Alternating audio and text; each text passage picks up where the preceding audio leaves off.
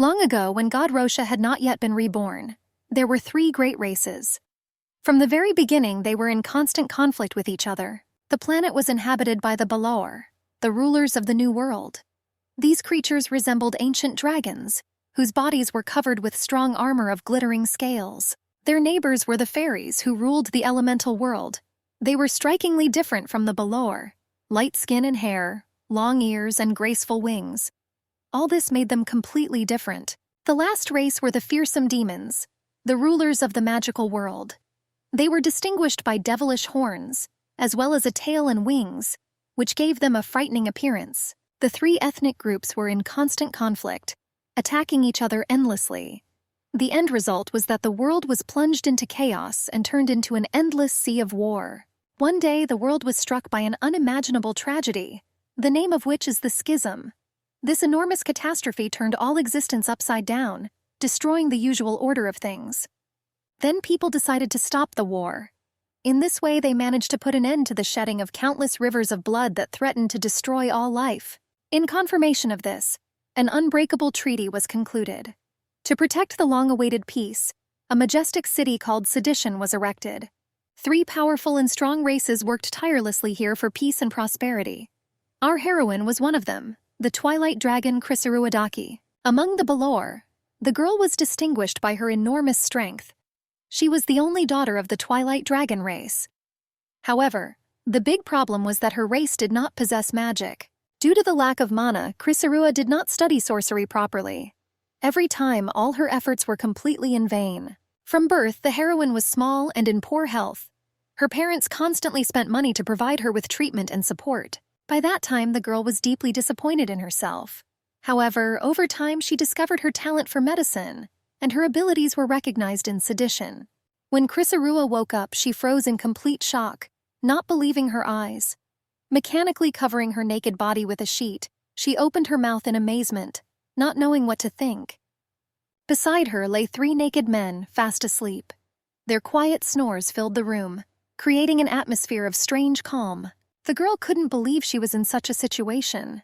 At first she thought it was just a dream, but then, blushing, she remembered the events of the previous night. Chris looked at the things scattered on the floor and realized that all this really happened. Now she had one important and urgent matter. Finally, the heroine looked at the sleeping men once more. With annoyance, she realized that these were the same crazy guys she had encountered. All this happened in her laboratory. Chrysaorua continued to wonder how she had ended up in this situation. Then, still covered by the white sheet, she rushed to the long table. The girl couldn't just throw away all her efforts because of this incident. While exploring the surface in search of the necessary test tube, she decided to pretend that nothing had happened. Chris poured the blue, sparkling liquid from one container to another, determined to erase the men's memories. What had happened was a huge mistake that needed to be forgotten. The girl turned slightly, narrowing her eyes and raising her eyebrows indignantly. She soon came to the obvious conclusion that it was all the boys' fault. The heroine sighed heavily. To explain how it all happened, she would have to tell about the events of yesterday. The morning in Sedition was clear and cool. The square was already filled with people hurrying about their business. Street vendors were cheerfully laying out their wares. The aroma of fresh bread hung in the air. Chrysaorua moved quickly across the square. A man with a thick mustache asked her to check something. Without slowing down, she quickly assured him that she would do so. Behind her, the girl heard another scream. The woman said that she also needed her hands free. In a confident tone, she replied that she would be there soon. Chris wore a long white coat and high leather boots. In addition to the assigned tasks, she had an important task, so she asked everyone to wait a little. Our heroine was the Sunset Dragon. She decided to stop and catch her breath, sighing heavily. The girl thought with annoyance that she had been busy since the morning. The busiest time of the year had arrived. The reason for this was the ancestor honoring ceremony that was taking place in just a few days to celebrate the anniversary of the creation. It wasn't easy for Chris right now, but she knew she had to do her best. She wanted to show everyone what she could achieve in this place. Suddenly, Chrysaorua turned around when she heard a ringing sound. Realizing it was a phone, she knew someone was trying to contact her. On the go, the girl quickly pulled the phone out of her pocket and answered the call. A familiar voice came from the receiver, asking where she was now. Chris instantly knew who the voice belonged to. Hearing the lady after such a long time gave her immense joy. The woman quietly confirmed that they hadn't spoken in ages. Then she asked how she was doing and whether they were enjoying the holiday season. Crisarua answered in the affirmative. She stated that she had completed her aid mission and research presentation a couple of days ago. Now all that was left was the ancestor honoring ceremony. The girl added that this year, the final ceremony featured the lands of the spirits of nature. The woman responded to her story rather dryly, but understandingly. After clearing her throat, Chris announced that she had some amazing news for the lady. She asked with interest what exactly she wanted to tell her. The girl's cheeks flushed. With embarrassment and joy, she declared that this time it was she who represented the lands of the gods at the ceremony. The lady started and expressed her surprise in a restrained manner. Crisarua's smile grew even wider. She was delighted that she had finally managed to surprise her. The ancestral ceremony is the most important celebration in sedition. Once a year during this event, those who have achieved outstanding achievements are awarded promotions. Usually, they were the ones who carried out the most important tasks related to the rift. The fact that Chris, without possessing magic, still succeeded seemed amazing. It's all thanks to her hard work this year, and the recognition of her accomplishments seems incredible, especially considering she didn't even receive any quests related to the rift. Carried away by the story, Crisarua mechanically began to twist a fiery red lock of hair around her finger, waiting for her mistress's reaction. She only dryly noted that she had already heard about everything. The girl thought that praise from the woman would make her happy for several months. However, the next phrase struck her to the depths of her soul. Her mouth involuntarily opened in surprise. The lady asked if Chris had contacted Naskin. They had been inseparable as children, but after she had to leave the lands of the gods, they had grown distant and stopped communicating. Rumors of discord in the underworld reached Crisarua, and it was said that the mere mention of his name sent shivers down the spines of those around him. With a hint of disappointment, the woman said she had no idea when the man would finally come to his senses. Chris noted that he had been a fairly sensible person as a child. It was obvious that Naskin had been ignoring the lady's calls lately. Now it was clear to the girl that she hadn't called because of her. The bright eyes drooped in despondency. Crisarua explained that the boy had a lot of work to do, and she hadn't heard from him in a long time either. Perhaps it was because of the assignments he had to do with the rift. The girl shifted awkwardly from one foot to the other and added that she was completely useless there. Suddenly, a quiet sob came from the phone. The crying continued and it made her very worried. Chris tried to calm the lady down and asked if she was upset about Nascan. She told her not to worry so much. The girl promised that the next time they met, she would give him a serious reprimand and send him home. Then Crisarua swallowed hard. There was only one way out. Clearing her throat slightly, she gently addressed the woman as Mom and asked her not to cry. The girl added that Nascan would definitely come to his senses soon. In any case, he was the lady's chosen heir and would soon become a lord. She said nothing. Suddenly, the woman turned to her daughter. Chris could tell from her voice that she had stopped crying and was genuinely happy. The lady's next words greatly surprised the girl. She said that she had something for her and added that she would receive it instead of Nascan. Since her mother had spoken of it personally, Crisarua knew it was something very important. No matter how much of a scoundrel Nascan was, she didn't believe there was anything she could get for him. The girl agreed, saying that she would take it upon herself. The lady replied that in that case she would send the gift immediately. She decided to clarify the coordinates, and she quickly dictated them to her. Suddenly a blue glow flared up in front of the girl. Some strange fruit began to form smoothly from it. Chris, shocked by what she saw, began to ask what it was. She suggested that it could be the fruit of an unusual or magical tree. When the girl touched the gift, it was as if an electric current had pierced her. Vibrations passed through her body, causing a vague feeling of excitement, as if the object possessed great magical power. Suddenly, Crisarua was transported to a vast desert. Looking up at the sky, she noticed a round black spot eclipsing the sun. However, there was still a bright light around. Suddenly, the sky cracked and long fissures glittered across its surface. A loud crack echoed across the vast wasteland. Soon, the cracks deepened, and unable to withstand the pressure, everything shattered into thousands of tiny pieces. Crisarua watched with her mouth open, watching as the debris fell rapidly downwards. The girl's face was covered in cold sweat. Her fear was visible on every line. Then a powerful explosion was heard, and she barely had time to hold her breath in fear. Suddenly, a passing man bumped into Chris's shoulder. He turned around, rubbing his head, and seeing her frightened expression, apologized regretfully. The confused girl began to look around quickly. She realized with surprise that she was still on the cobblestone square of the city. Relieved, Krisarua pressed her hand tightly to her chest. She tried to comprehend what had just happened and make sense of what was happening. Everything that happened seemed completely unreal to her. Looking at the people around her, the girl realized that she was the only one who witnessed this event. Kris touched the magical fruit again with her finger, which was still hovering in the air. To her surprise, this time there was no strange reaction. The lady turned to the heroine, as if checking if she was still in touch. She responded and asked how she should keep this gift. The woman replied that the fruit now belonged entirely to Krisarua. She could do with it as she saw fit. The other woman's mouth just dropped open in surprise. Finally, the lady affectionately addressed the girl as daughter. She sincerely assured them that they truly loved her. Chris's eyes sparkled with joy. She was incredibly happy to hear these words and reciprocated. Then the family said goodbye and hung up. The girl held the magical fruit in her hands, looking at it thoughtfully. After some time, she decided to take it to the lab first. Krisarua hurried toward her research office, still wondering as she ran how she was supposed to store this gift. Suddenly, she stopped and began to sniff. The delicate and familiar scent was definitely coming from the flowers. Looking ahead, the girl noticed a group of fairy clan moving slowly. The smell was clearly coming from them. The men were walking cheerfully, animatedly discussing something. Kris was a little upset and even worried. Having studied the guys walking, she recognized one. She didn't want to cross paths with him at all. This arrogant man was named Sol Noctis. He was a representative of the lands of spiritual nature. Sol Noctis was the Fae who had achieved the highest results in all of sedition so far. He also played a major role in this year's ceremony. Suddenly, the blonde boy looked straight at Krisarua. His intense gaze made her feel uneasy and even scared. Without losing her composure, the girl smiled and waved her hand in greeting to her acquaintance. She still did not understand why their paths crossed now. The man raised an eyebrow with disdain and asked if she had any business with him too.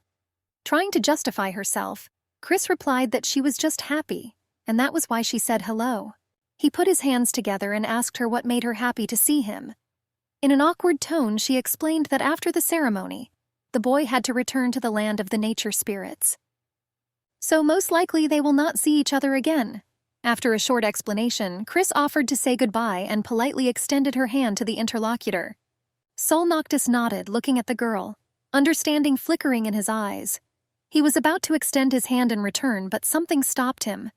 Suddenly the man shook his head with a displeased expression and folded his hands together. He corrected himself by saying that he was glad he was leaving this place. Krisarua couldn't understand at all how he could interpret her words that way. Even if she expressed herself very clearly, he would invariably take it in his own way. Their relationship had long been strained. Krisarua knew she was largely to blame for it. Slightly embarrassed, she carefully pulled her hand away and smiled tightly. In conclusion, Krisarua reminded him that they would both be participating in the ceremony anyway. She suggested that he contact the lab if he needed help, assuring him that she would fulfill his request. However, the man once again looked away with displeasure, without answering. His behavior was driving Kris crazy. She didn't understand what he didn't like about her words this time. Suddenly, Lady Sunset was approached enthusiastically by other members of the Fae group.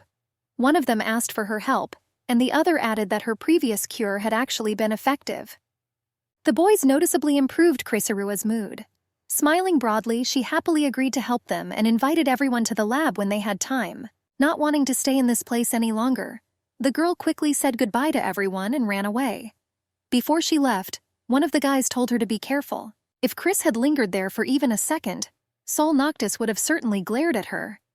Even as she walked away, she could still feel his disdain. The girl moved sullenly along the snow-white corridor. She thought that she had said hello in vain and had only wasted her time. Was it really so difficult for him to just say, "Thank you," at least once? Thinking about how rude Noctis was, Kris walked towards her lab. She suddenly stopped, noticing an unfamiliar man standing nearby. Krisarua noticed with surprise that no one should have been looking for her yet. Trying to see the stranger, she had a very familiar feeling. Then the man turned around and immediately recognized Sunset. It was Naskandarux, the Dragon of Dawn. The gentleman smiled broadly, greeting his acquaintance warmly. He genuinely asked how she was doing, clearly pleased to see her. The girl couldn't believe her eyes. There really was a dawn dragon standing in front of her. Chris asked excitedly what the man was doing there. Then she demanded an explanation as to why he had not answered the phone. The lady had been looking for him for a long time. To this, he replied that he had always been like this. Naskin said that no matter what, she should accept his gift.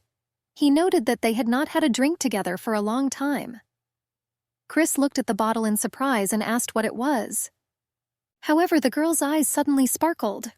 She wondered if it was Doskapel, which was hard to find in the lower world even for a lot of money. The man was amazed by his companion's knowledge. Chris enthusiastically added that this was the only drink that could get dragons drunk, since they were immune to poisons. The girl decided to find out if Naskin had called her and the lady only because he was looking for this drink. He awkwardly scratched the back of his head and smiled. Chris studied the man carefully and looked at him intently, her mesmerizing eyes reflecting the desire to say something. Sunset noticed that Naskin had long since matured, but continued to grow. She admitted that she barely recognized him when they met. Looking at his interlocutor, he asked if she was still the same. Sighing awkwardly, Crisarua sheepishly admitted that she was just a sunset dragon, so there was nothing she could do. The man said he was surprised because the girl was the same as before. He then added that she was still as beautiful. Chris was clearly embarrassed by this admission. With a slight giggle, she replied that the man was talking nonsense. Then Sunset awkwardly looked away. She was surprised that the habit of comparing herself to Naskin had become a common thing for her, and she couldn't get rid of this feeling. The man addressed his interlocutor in a serious tone, offering her a drink. She asked in surprise whether he really wanted to do it right now. The gentleman nodded confidently. Then he admitted that he had actually been looking for her to tell her something important. Chris looked at him in surprise, her eyes full of expectation. The man added that she definitely had to hear that. The girl frowned. She assumed that he was going to ask her to help him deal with some serious incident. When he didn't answer, Crisarua suggested they discuss it in more detail over a drink. However, she needed to go into the lab for a minute to give him something. Naskin was incredibly happy with these words. He enthusiastically asked if she really had something special for him. The girl nodded awkwardly in agreement. She was confused by the fact that the man had not even paid attention to the mention of the mistress. Chris had already opened the door, and the gentleman suggested meeting later after she brought his gift. She briefly agreed, waving both arms joyfully. Naskin bid farewell to Sunset, giggling. She returned the farewell and disappeared behind the white doors. Entering the lab, Crisarua settled herself comfortably at the table. The ingredients were laid out in front of her, and she began to prepare the healing enhancer with concentration. Then the girl looked puzzledly at the fruit that lay on the small table to her right. Her gaze softened, as if she were trying to solve its mystery. Chris thought she had seen many unusual medicinal materials during her studies. However, this was the first time she had seen this raft. Besides, it was not in the books. Forgetting about the potion, the girl stood up and walked over to a small table. Looking closely at the fruit, she tried to understand what kind of vision it was. Deciding to test how the fruit worked, Sunset tried to touch it again. That black sun and the powerful explosion seemed to be connected to the rift. For a moment, she was transported back to the vast desert. Debris was falling from the sky, shimmering in the bright light. It created a sense of destruction and chaos all around. Returning to the previous world, the girl suddenly lost her balance and fell, hitting the tray with the magic fruit. However, hitting the floor, the lady's gift broke. Chris sat there, shocked, unable to rise. Looking at the cracked fruit, she hoped that it wasn't important to the mission involving the rift. Sunset wondered if she should contact her mistress again. Suddenly, the air was filled with strange gurgling and hissing sounds. Looking at her desk, the girl's eyes widened in surprise. The glass flask had cracked, releasing a frightening chemical vapor. The next second, the vessel exploded with a roar, scattering shards of glass. Crisarua desperately threw herself to the side, trying to cover herself. Her scream echoed off the walls. Slowly and carefully opening her eyes, the girl sighed heavily. On the table was a pile of shards and a boiling liquid that was emitting steam. She remembered that she was preparing an amplifier, but then she was distracted. Looking at the lady's gift, Chris realized that she was now in serious trouble. A sharp smell came from the split fruit, making her shudder. Then the girl's heart began to beat wildly, and a strange sensation came over her. She clutched her chest heavily, not understanding what was happening. The mood suddenly changed and Chrysarua's cheeks flushed red. Her body relaxed and she let out a long gasp, immersed in a new unexpected feeling. Sunset's heart was beating loudly and quickly as if it was trying to escape from her chest. She felt incredibly hot, and she felt as if a flame was engulfing her from within. Chris grabbed the workbench with a shaking hand, trying to get up. She assumed that the enhancer mixed with the fruit had caused this effect. She noted with annoyance that she had made a mistake. The girl sighed wearily again. Before the situation got worse, she needed to make a neutralizer. However, suddenly there was an insistent knock on the laboratory door. It was Naskin, who announced that he had returned and asked in a loud voice how much longer he had to wait. When she didn't answer, the man asked again if Chris had finished and asked for permission to enter, already pressing the handle. She told him to slow down. The girl ran to the door as fast as she could and slammed it. In a dismayed voice, she told Naskin not to come in. He shouldn't smell that smell. With a deft movement of her fingers, Chrysaorua locked it. Knocking again, the man asked in confusion why she had locked herself in so suddenly. Sunset told him not to ask and just leave. Then the girl rushed to the magic fruit and took off her long cloak. She needed to quickly block the smoke so that the situation would not get worse. As Chris got closer to the source of the smell, she felt herself getting even worse. A shudder ran through her fragile body, and a quiet moan involuntarily escaped from her lips. Naskin did not understand why he was told to leave and continued to knock persistently, asking for the door to be opened. The girl noted with annoyance that his actions would only attract more people. She wanted him to shut up, because if he showed up like that, he would be embarrassed. Sunset tried to assure him that everything was fine, but she stopped and gasped loudly. Her tone shocked the man. Chrysaorua tried her best to stop herself from shaking. She couldn't understand why Naskin's voice had suddenly become so pleasant. Her mind was going crazy thinking about him in such a light. The man continued to call out to Sunset, but his cries were interrupted by a confused voice. There was a stomping sound behind him, and the stranger noticed that they were making a lot of noise. The stranger was Axon Ark of the Demon Clan. Behind him stood Sol Noctis, his brows furrowed as usual. They asked what was going on here. Hearing more voices, Chris wondered who else could have come. Noctis asked what the noise was about and what Naskin was doing here. He asked what difference it made to him and said it was none of his business. Axon told the two to calm down and asked again what had happened here. Pointing to the lab, Naskin said that the girl working inside had dropped something. That's why she didn't want to open the door. Axon was surprised that Sunset was still there. Sol Noctis assumed that she was probably preparing for the ceremony, which was why she didn't respond. In an irritated tone, Naskin asked if he considered himself a know-it-all. The blonde firmly replied that he had an errand for Chrysaorua. Then he asked what business he had in sedition. Huffing with anger, the girl thought that if the men wanted to argue so much, they should have done it outside. She didn't understand why they had to make noise right next to the door. Naskin noticed that Sunset hadn't responded for a long time. Now they would have to break down the door. He added that she had been in poor health since childhood, so you never know what could happen. Axon Ark agreed with his words. Pulling his white gloves tighter, he said that he would open it with magic. It was dangerous for an outsider to touch the laboratory door. Suddenly, the magic holding the castle began to dissipate. The men shouted that they were going to enter. Unable to answer them, Chrysaorua only prayed that they would not enter. The door opened with a bang and 3 guys appeared in the passage. Axon, standing with his hand outstretched, continued to dispel the magic, and Naskin tensely examined the room. What they saw shocked the men. Sunset was on the floor on all fours, breathing heavily. Chrysaorua tried desperately to tell them to hold their breath, but she could only mumble something incoherently. She could no longer speak normally. The girl was supposed to be told, "Hold your breath, drink the neutralizer, and go home to rest." However, everything did not go according to plan. The 3 men were very confused by what they saw. They froze in the doorway, shocked by what was happening. Breathing heavily, Chris said that she was very hot, and then asked for a hug.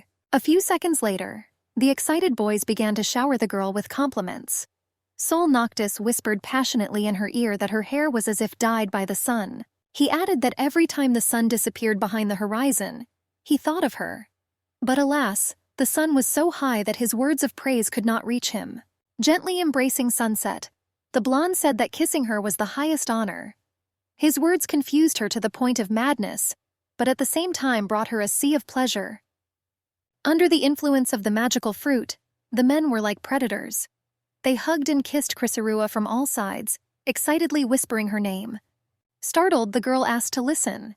Naskin kindly replied that she could speak, although he did not realize that he had not actually given her the opportunity to do so. Axon gently touched her palm, leaving a wet mark on it. The sunset, overcome with conflicting feelings, called them all crazy. Lost in a warm kiss with Noctis, Chris began to doubt, her mind clouded, and her thoughts revolved around whether it was worth it to simply give in to her feelings and desires. Chrysaorua found herself once again in the vast desert. The black sun was splitting and deep cracks ran across the sky. The rumble from them was like thunder, foreshadowing catastrophe. The girl stood there, immersed in emptiness. The wind blew her long red hair, which swayed like flames in the still air. Hearing quiet footsteps behind her, Sunset slowly turned around, her face reflecting complete calm. What she saw made Chrysaorua slightly surprised. In front of her stood a man who was a dragon of dawn, and she recognized him immediately. He fell down, kneeling before her. With a sorrowful expression on his face, the man begged for a chance. His voice was full of despair and hope. The Dawn Dragon assured her that he would carry out any of her orders. He begged her not to leave him to his fate. The girl only chuckled slyly, smiling. The man added that even if she told him to become a dog and crawl on the ground for the rest of his life, he would do it without thinking. Chris replied that she would only think about it if he died in front of her now. The Dawn Dragon raised his hand with grim determination. Claws pressed to his throat, his eyes gleaming with courage as he prepared to take his own life. Suddenly, everything around her shattered into pieces, sweeping away everything in their path. Chrysaorua woke up, her heart pounding, shocked by what she had seen. She slowly sat up, leaning her hand on the bed. Sunset couldn't believe that what had happened was just a dream. Then, with annoyance, she noted that her whole body ached like hell. The girl, fingering a soft lock of hair in her hand, looked out the window where dawn was just beginning. Remembering the events of the previous evening, she turned around in panic. Chrysaorua froze in complete amazement, not believing her eyes. Mechanically covering her naked body with a sheet, she opened her mouth in shock, not knowing what to think. Beside her lay 3 naked men, fast asleep. Their quiet snores filled the room, creating an atmosphere of strange calm. The girl couldn't believe she was in such a situation. At first she thought it was just a dream, but then, blushing, she remembered the events of the previous night. Chris looked at the things scattered on the floor and realized that all this really happened. Now she had one important and urgent matter. Sunset grabbed her head in despair and looked up at the ceiling with a scream. That's why she told the boys to leave. The girl suddenly remembered the fruit that the mistress had given her and turned around sharply. Looking at it, her eyes widened in horror. It was completely ruined, dark and wrinkled. What she saw gave Chrysaorua a headache. It had been so stupid to fail her mistress's task. She thought with annoyance that it was her power that had done the most harm to the fetus. Sunset glanced out the window and took a deep breath, trying to calm herself. The birds were already chirping happily outside. First, she had to sort this all out. Chrysaorua poured the blue sparkling liquid from one container to another, determined to erase the men's memories. She kept muttering that what had happened was a huge mistake that needed to be forgotten. As she stirred the liquid in the flask, the girl wondered why the men were not waking up. Then it occurred to her that they should sleep longer until she applied the medicine. Having finished preparing the potion, Sunset noted that it was enough for 3. Now she could definitely correct the misunderstanding that had occurred. Chris's first plan was to erase Soul's memory from Noctis. He looked at her askance every time they met. She thought it would be better if they got along in real life like they had the night before. The girl sighed sadly, remembering how well they got along as children. She couldn't understand why everything had turned out this way. Either way, Sunset would be incredibly embarrassed, so it was better for her to erase his memories. Then she brought the flask to his forehead and began to slowly pour the liquid. Suddenly, a sharp pain shot through Chrysaorua's head and she winced in pain. She groaned with difficulty and sighed heavily, feeling weakness wash over her like a wave. Then the girl felt very dizzy and everything around her started to blur. Images and sounds mixed into a vague mass, as if the world around her was losing its clarity and shape. The next moment, Chrysaorua found herself in a very familiar place. It was the dragon castle she had once lived in. Memories of it flooded her. Suddenly, someone reached for her wrist and then grabbed it tightly. The stranger's hand squeezed it so hard that it almost went numb. The man was Sol Noctis. He looked at the girl with his mouth wide open, his face filled with grief and injustice. Tears were streaming from his bright green eyes. As if overcome with grief, the man grabbed Chrysaorua by the shoulders and kept screaming. However, she could not hear what he was saying. Her arms were hurting badly from his tight grip. After that, Sunset woke up. Still clutching her head, she continued pouring the magic potion onto Noctis, not looking up from her work. Realizing her actions, Chris instantly pulled the flask away. Panic showed on her face and she froze, not believing what she had done. The girl looked at the bottle in amazement. There was only enough magic potion left for one person. She looked at the two lying guys and wondered which one to choose.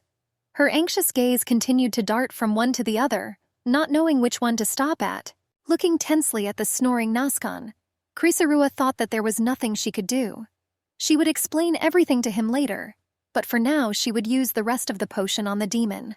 Holding the flask to the man's head, the girl realized that the potion might not be enough. He might perceive it as a dream. In desperation, she began to pray for the potion to work. However, Axon suddenly grabbed Sunset's wrist, not letting her spill a drop. She froze in fear, not knowing what to do next. Chrysaorua realized that she had completely failed, and a cold sweat appeared on her forehead. With difficulty focusing his gaze, the man turned to the girl with sleepy and uncomprehending eyes. Axon scratched his head awkwardly, trying to remember what had happened. When he saw the two naked and sleeping men, everything in his memory seemed to immediately fall into place. Looking at the embarrassed Sunset, the man noticed many bruises. He asked if it was really him who left such marks on her skin. Still realizing what had happened, Axon blushed deeply and tried to cover himself with his hands.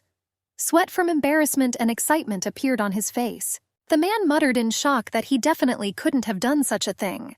Chrysaorua looked at him with a piercing gaze, thinking that he was the one who started it all. The demon began to search for his things in a hurry, finding them one after another. The girl tried to calm him down, noting that he was not the only one who left these traces. Sunset noticed the boy trembling and turned to him in fear. The next moment he threw on his cloak with lightning speed and ran out of the lab. Chrysaorua only had time to shout discontentedly after the guy, and then desperately grabbed her head. The door slammed shut with a bang, and she couldn't understand why everything couldn't just disappear. Trying to overcome her inner anger, the girl began to calm herself with words. Tightly clutching the flask with the remains of the potion, she firmly decided to use it on Naskin first. Sunset rose energetically, full of determination. She knew that she was quite capable of dealing with one guy. First of all, Chrysaorua took on Sol Noctis. After some time, she completed the task. Exhaling heavily, Chrysaorua began to massage her shoulder. The man was so heavy that she almost dislocated it. She hoped that his sleeping in the restroom would not arouse his suspicions. As she left the room, Sunset glanced at the sleeping boy. She was worried that he had taken too much medicine. She hoped that he would be okay. Chris stared at Noctis and noted his attractiveness. However, she soon closed her eyes in displeasure, believing that such thoughts would not weaken her will. Slightly embarrassed, the girl decided to quickly leave. Now she had to deal with Naskin. Puffing heavily, Sunset pulled the man out of the lab with all her might. He was too heavy for her. That was why she kept telling him to stop swinging. Chrysaorua angrily slapped Naskin across the face, not holding back her strength. She was irritated by the fact that he had suddenly gotten drunk. Stopping and trying to catch her breath, Chrysaorua adjusted her long hair. She realized that she definitely wouldn't be able to drag him this way. Suddenly, the girl decided to open her huge red wings. They spread out with a powerful rustle, illuminating the space with a bright crimson light. Chris had no desire to stretch out these sunset wings. She considered them too small and completely useless. The girl grabbed the man's back and easily flew into the air. She laughed and couldn't believe how far she had come. After some time, the pair reached the secret lair of Chrysaorua, located outside of Sedition. The entrance was a giant hole in the rock, sealed with a massive golden seal. Sunset carefully laid Naskin down on the bed, and he immediately began to snore. All this time, the man continued to sleep soundly, not awakened by her actions. Chris sighed wearily and brushed the dust off her sleeves. Frowning slightly, she realized that she had done all she could for now. The girl sat down on a wooden chair, folding her hands together and throwing her head back. She was a little worried about the fact that Axon Arc had disappeared along with all his memories. However, Sunset knew that the man should not make unnecessary noise. What worried her most was something else entirely. She could not get rid of thoughts about the fruit that the lady had given her. Because of yesterday's circumstances, he was completely broken. His girlfriend was entrusted by her own mother personally. She did not know how she should act in this situation. Frustrated, Chris pulled her phone out of her pocket and thought about calling the lady. Staring into space, she wondered if she should do that. Suddenly, the girl was overcome with memories from her childhood. They always tried to calm her down, assuring her that everything was fine, even if she couldn't do anything. The woman often said that Chris was beautiful just the way she was. She had to be careful not to get hurt or sick, taking care of herself and her well-being. Sunset answered sadly that she also wanted to do something on her own. Although she had no magical powers, she hoped to find something that could captivate her. The woman stroked the girl's head gently, and she looked down hopelessly. She told them that they already loved her, and she didn't need to strive for the unattainable. Chris couldn't help close the rift. Despite that, she was here to get credit for the results she had achieved. Sunset pressed her lips together sullenly, tormented by the thought that she had failed to keep the thing that had been given to her only one day before. Then the girl remembered the lady's words that you could do anything with the fetus. Putting the phone on the table, she realized that she had long forgotten about one feeling. Chris looked down at the floor, dejected. She had forgotten all about her sense of uselessness. Suddenly, Sunset heard a muffled sigh behind her. Curious, she turned around to find that Naskin had finally woken up. The man looked at Chris with sleepy eyes, and his mouth hung slightly open. His face was rumpled and tired, his hair was tousled, and his expression showed that he had not yet fully recovered. The girl turned to Naskin, but at that moment he suddenly screamed and jumped up. His eyes opened wide and his mouth opened in a loud scream. Krisarua chuckled and asked what had scared him so much. She suggested that he had seen some kind of scary ghost and giggled. The man shook his head, then looked away awkwardly and asked if this was her lair. His cheeks flushed bright red. With a slight stutter, Naskin noted that the girl had a really nice lair. She snorted, telling him not to talk nonsense. She knew very well how terrible it looked. Krisarua poured the boy some orange juice and he asked how he got there. She noted that he was still not awake, and then asked if he really didn't remember anything. Seeing the deep surprise on Naskin's face, Sunset realized that her medicine had worked. The man took a small sip and his gaze filled with excitement again. The girl rolled her eyes and sank down onto the bed. She said that the gentleman had gotten so drunk yesterday that he couldn't walk, so she had to bring him here. In a condescending tone, Krisarua continued that Naskin had passed out immediately after drinking. She did not believe that dragons could get drunk. Then she added that it was all the fault of the lower world alcohol. The man awkwardly agreed that she was right. Still confused, he continued to look at Sunset. Naskin noted that she looked tired, and then noticed a bruise on her neck. Suddenly, the man jerked, shaking his head and spilling some juice. Chris asked why he was sitting so strangely. Then she added if he had been dreaming something bad. The girl leaned her elbows, resting her cheek on her palm in an intriguing manner. In a suspicious tone, she asked if he had had an erotic dream. Naskin's cheeks flushed bright red with embarrassment, and he immediately began to make a confused excuse. His words were jumbled and his voice trembled. Looking away, the man tried to compose himself. Finally, he answered hesitantly that it was just an ordinary dream. Then, with obvious embarrassment, he thought that it had been slightly erotic after all. Chris frowned in displeasure, not understanding what exactly he could have dreamed. Her gaze became cold and her eyebrows knitted together, expressing obvious indignation. Suddenly, Naskin announced in a cheerful tone that it would start raining tomorrow. There was clearly false enthusiasm in his voice. However, Sunset merely barked at him not to try to change the subject.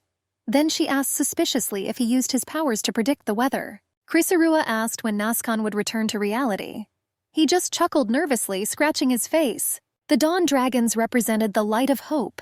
From the moment of their birth, they were imbued with the power of great prophecies. The current leader was also a dawn dragon. She brought Naskin when he was still a child and raised him as her future heir. His magic was extraordinary and rapidly developing. The man controlled it perfectly. However, despite his good reputation, at some point he began to have troubles. He abandoned his work related to the rift and became interested in entertainment. Naskin often used his excellent abilities in debates. He did not even listen to the advice of the elder dragons. The last task he had done carefully was to guard Chrysaorua when she lived in the lands of the gods. However, the man had rebelled even against that. Now, everything was completely different. All his life, Naskin carried out his tasks with detachment, as if he felt no emotions. Sunset did not like having guards assigned to her, so she always avoided him. The girl had no idea that they could become friends.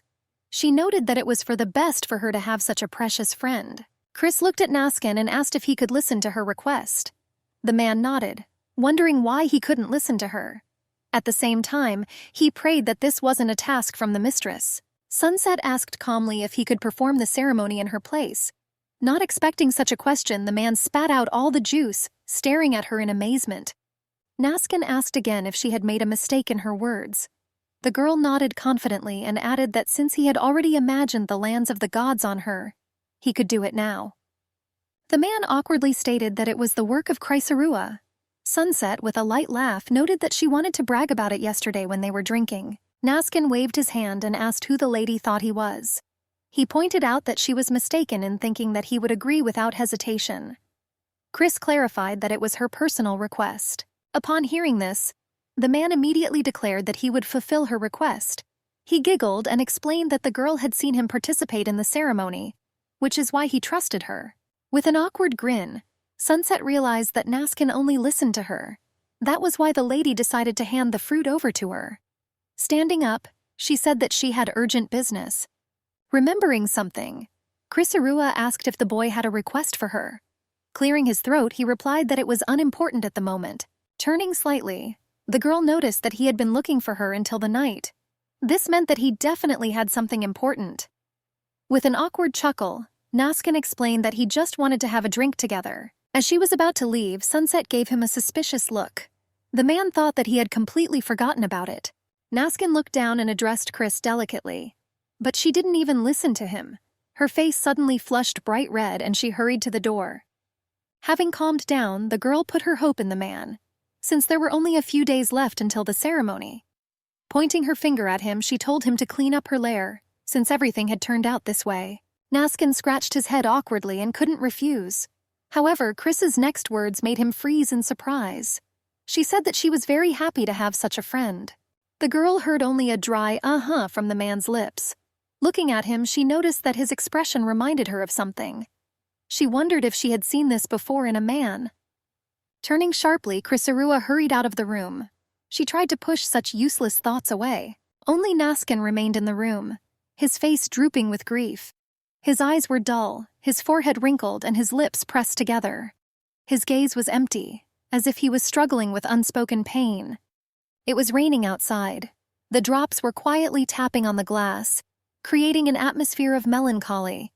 Chrysaorua sat in the laboratory, racking her brains over what to do with the lady's fruit. The girl fell desperately onto the table, feeling helpless. She supposed that she should go to the lands of the spirits of nature and find a new fruit. The medicines that Sunset had ruined could not be remade right before the ceremony, which is why she asked Naskin to take her place. To complete her mistress's errand, Chrysaorua needed to find the fruit. She also needed a high-ranking fairy, as she planned to visit the lands of the nature spirits for personal reasons. Tears rolled down the girl's cheeks as she stared into the void. It wasn't easy to get there, and she didn't know who to turn to for help or what to do next. Sunset sobbed heavily, trying to cope with the overwhelming emotions. The only person she could think of was Sol Noctis. Not wanting to keep all the stress inside, she decided to go for a walk. Walking in the rain in the Central Park, Chris unexpectedly met a familiar person. Sol Noctis was sitting on a bench, his head down sadly, frowning slightly. The girl assumed that he was having side effects from the medication. She noticed that she had overdone it a bit with the dosage. As Chris approached, she noticed with irritation that she had been embarrassed for no reason. She asked the guy what he was doing there and whether he should have been preparing for the ceremony. He just remained silent. Sunset asked in a displeased voice if Noctis had even heard her. He glanced at her from under his brows and in a callous voice told her not to bother him. Turning away, the guy hung his head again. The sharp answer discouraged the girl, who was worried about him. Frowning, Chris left, realizing that he was going to ruin the ceremony. Back in the lab, Sunset slammed her hand down on the table. She couldn't believe she didn't have any fairy friends. Her job now was to find one. A few days later, Chrysarua's attempts were unsuccessful. She sat sadly in the dining room because absolutely everyone refused her request. All the fairies seemed harmful to her, as they only communicated with each other. The girl was irritated by their indifference and isolation. There was a stomping sound from the hallway.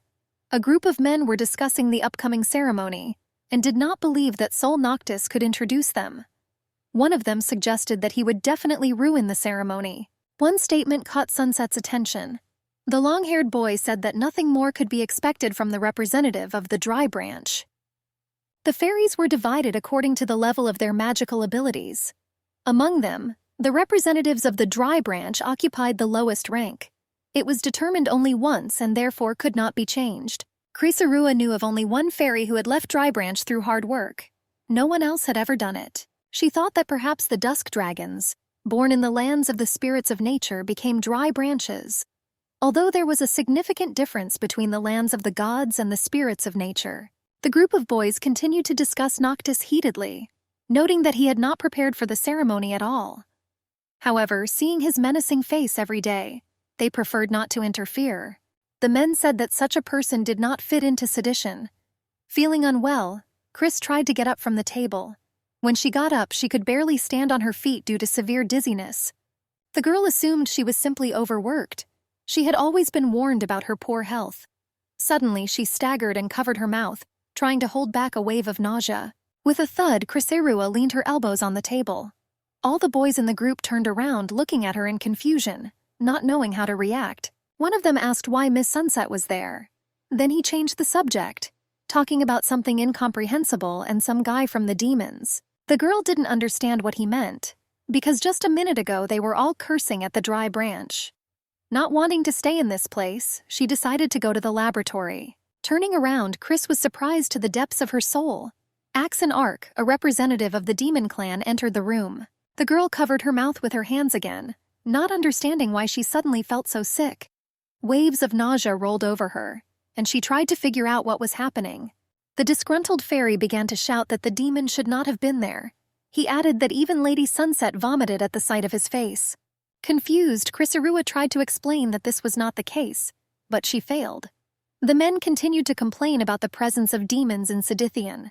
They believed that the clan that started the war should not be here. If we recall the old days, defeating the lands of evil spirits was not enough. The girl understood that the group wanted to change the topic from their gossip about Noctis, but they were overdoing it. She admitted that there was truth in their words, but if they continued in the same spirit, they would receive a reprimand. At the end, the irritated fairy remarked that the demon should consider it an honor to be able to walk around so brazenly. The demon only looked at him skeptically. Axon Arc chuckled and asked if those guys were racists. They only winced, and he clapped his hands and grinned, noting that they had made an excellent choice. The man added that in order to pull out one weed, the boys decided to burn down the entire forest. Gritting their teeth, the fairies suspected that he had chosen the metaphor with plants on purpose. Clutching her head wearily, Chrysaorua approached the group of boys and asked to see their IDs. She added that things were getting serious and she couldn't stay away. Faye was a trainee of the Second Guard of Scaled. Scaled was another name for the family tree of the head of the lands of the spirits of nature. This meant that their status was higher than the girl assumed. The Sunset Lady declared that all the boys would be severely punished. They hung their heads guiltily, and their faces no longer expressed their former confidence. Looking at the demon, Chrysaorua said that he would not go unpunished either. The man raised his eyebrows in surprise, not believing his ears. Then the girl ordered him to follow her. Arriving at the lab, Sunset began to make some kind of potion. Looking at her from behind, Axon Arc asked what kind of punishment was intended for him. While stirring the liquid in the container, the girl explained that she had not yet decided. However, she warned that the punishment would be really severe. The man stated that interclan racism was forbidden in Sedition. Chris responded that the fairies were also unaware of her presence and had made a mistake when they found themselves in a desperate situation. Some time ago, the demons broke the peace treaty concluded between the three clans and started a war. Having lost in the end, they lost their lands and were subjected to universal humiliation. Discrimination was formally prohibited in Sedition. However, in practice, this rule was often violated and was far from being properly observed. Unable to contain herself, Chrysaorua sighed heavily due to her headache. Axon Ark noted with concern that she looked bad. The girl explained that this was why she was making the medicine now.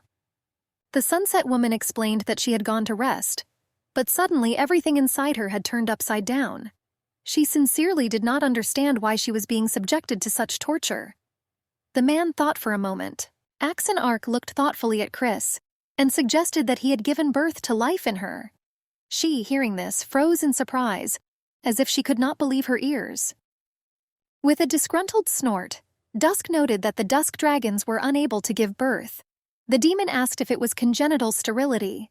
She shook her head and replied that the chance was extremely low. The man said that such a possibility still existed. He suggested that she check it out, but Chrysarua continued to insist on her opinion. Looking at the finished medicine, the girl said that the demon irritated her. Frowning, she added that her head was splitting precisely because of him. Sunset was about to take the potion, but Axon Ark grabbed her wrist. She looked at him in surprise and asked what he was doing. The man said that the medicine could have had a negative effect on the woman in labor. He grinned and asked the girl to get tested, if only for the sake of his reputation. Chrysarua noted with displeasure that he was too impudent. Realizing that the demon would not leave her alone, she began to look for a pregnancy test.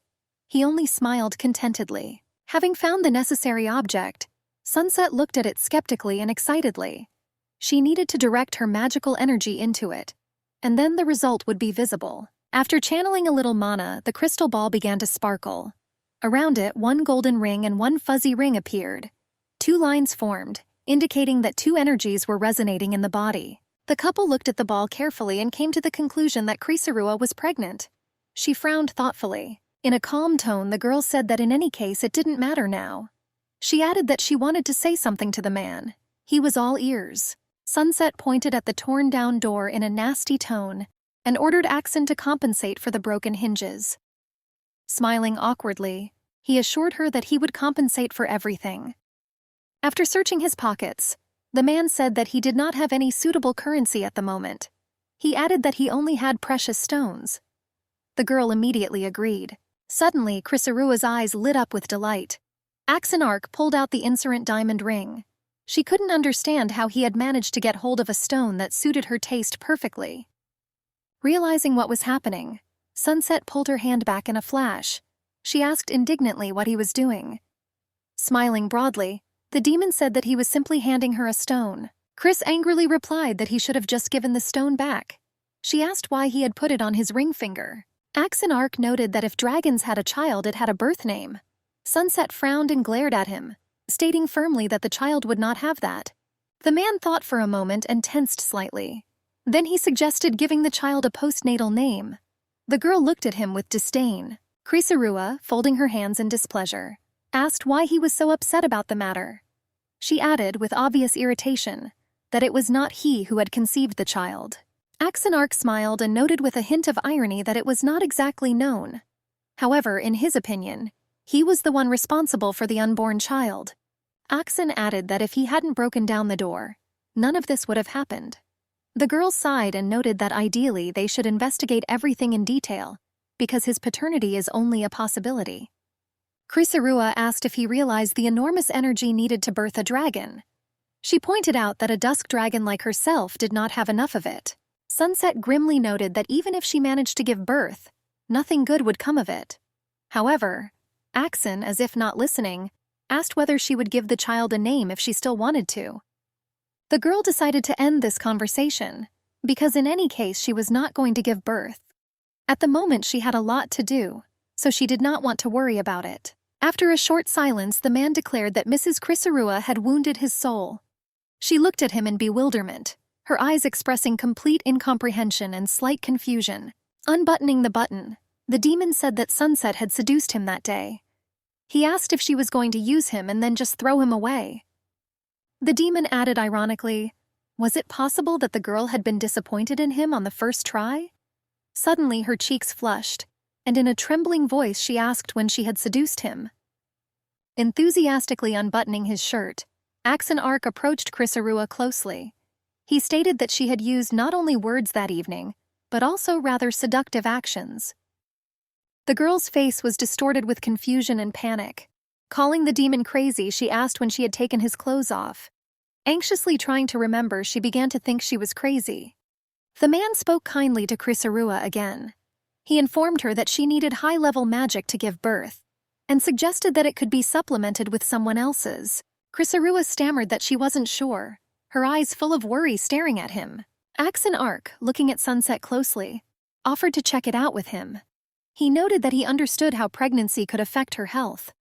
The demon suggested that his help could ease her condition, and then the headache would go away. He also added that in this case she would not have to take medicine. Chrysaorua asked why he was just throwing it indiscriminately. He smirked and asked if she realized what he was getting at. Looking down, she quietly replied that she didn't really. Axon Ark came closer and lightly hugged Sunset. Her knees trembled. Without saying a word, she only looked into his eyes, waiting for a kiss. The man approached and sniffed her hair, noting that she had a pleasant scent. Addressing her as Chris, he saw her surprise and explained that this was what others called her. The girl thought that only the mistress and Naskin called her so affectionately.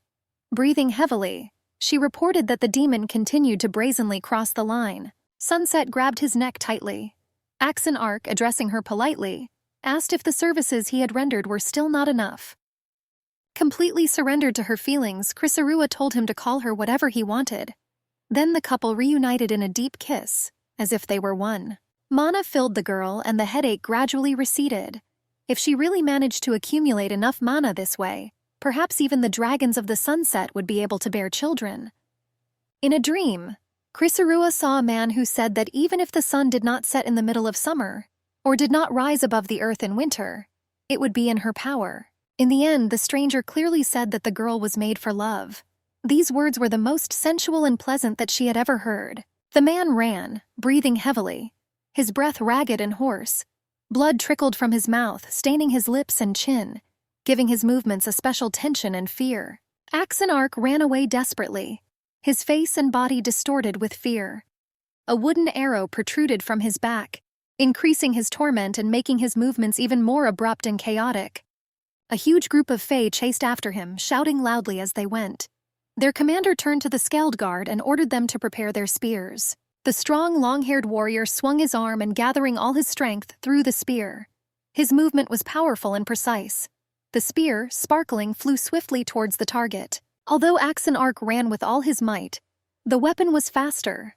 It pierced his stomach from behind and he let out a painful cry. The spear that pierced his back was followed by 2 more arrows that penetrated deeply into his body. The man, unable to bear the pain, fell to all fours. Blood flowed from his mouth, staining the ground. A familiar voice hissed bloodthirstily that Axon Ark had finally run out of time. He only managed to glance at the Fey warrior in the end. His violet eyes glowed brightly, reflecting a menacing glow. Then Chrysaorua woke up and gasped in surprise. The man was carrying her on his back. She looked around and asked where they were. Looking at the girl's frightened face, Axon Ark calmly replied that they were on their way to her lair. He added that everything would be fine and they would arrive soon. Sunset grabbed her head with her hand and thought. What she had seen earlier turned out to be a dream, and she could not understand what it meant. The dream was so realistic that Chris actually thought he had just been killed. She suggested that perhaps she had been overly sensitive. The man, noticing her strange voice, asked if everything was okay. She replied that she had just had a stupid dream. He added that in the early stages of pregnancy they could be ominous. Chris noticed that she seemed to have slept for a long time. She assumed that the demon had difficulty carrying her because she was so heavy. He replied that the lady was lighter than a feather, and she sheepishly told him to shut up. Looking at Axon Ark, Sunset thought that he had arrived in Sedition not much later than her. She decided to ask the boy for what purpose he had come to this city. The girl added that demons were rare in Sedition, and he had not received any assignments related to the rift. He did not answer immediately, gathering his thoughts. The task of eliminating the world rift was a way to fulfill the duties of the 3 blessed clans. The wisdom of the world was passed down from generation to generation in the demon clan. After losing the war, they lost their blessing and the lands of evil spirits were wiped off the map. The remaining demons moved to the lower human world. After the loss of the blessing, the demons were relieved of the duty of closing the rift. Accordingly, their presence in Sedithian was truly significant. Axon Ark started that several demons should come to this city from the start. In any case, He believed that the set of groups protecting the world should be equal. In response, Krisarua nodded thoughtfully. The man added that, according to the information available about the rift, it was in this direction that it was spreading the slowest.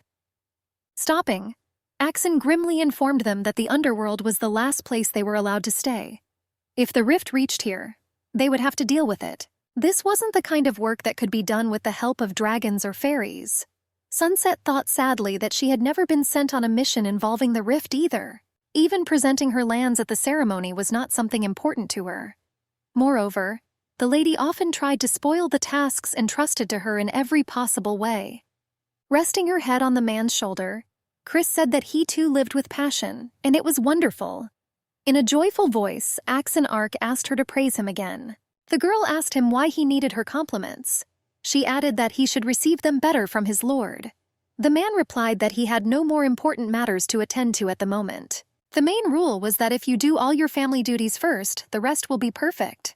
With a displeased expression, the girl noted that he was right. In a great mood, Axon Ark began to dream about the future with Chris. He asked where they would raise their future baby, already thinking about marriage and children. The girl just rolled her eyes in displeasure. After some time, the couple finally arrived at Krisarua's secret lair. The man gently lowered the girl to the ground, holding her hand. She assumed that they would get here much later. Axon Ark noted with delight that night had fallen and it was very beautiful outside. He added that the landscape was captivating in its charm. Looking at the smiling demon, Sunset realized that she had never told him the location of the lair. She began to think that he might have been secretly spying on her. The man turned to the girl and offered her a snack. She looked at him in surprise and asked if there was really anything to eat. Axon Ark informed her that if Krisarua wanted something now, she should not hesitate to speak up.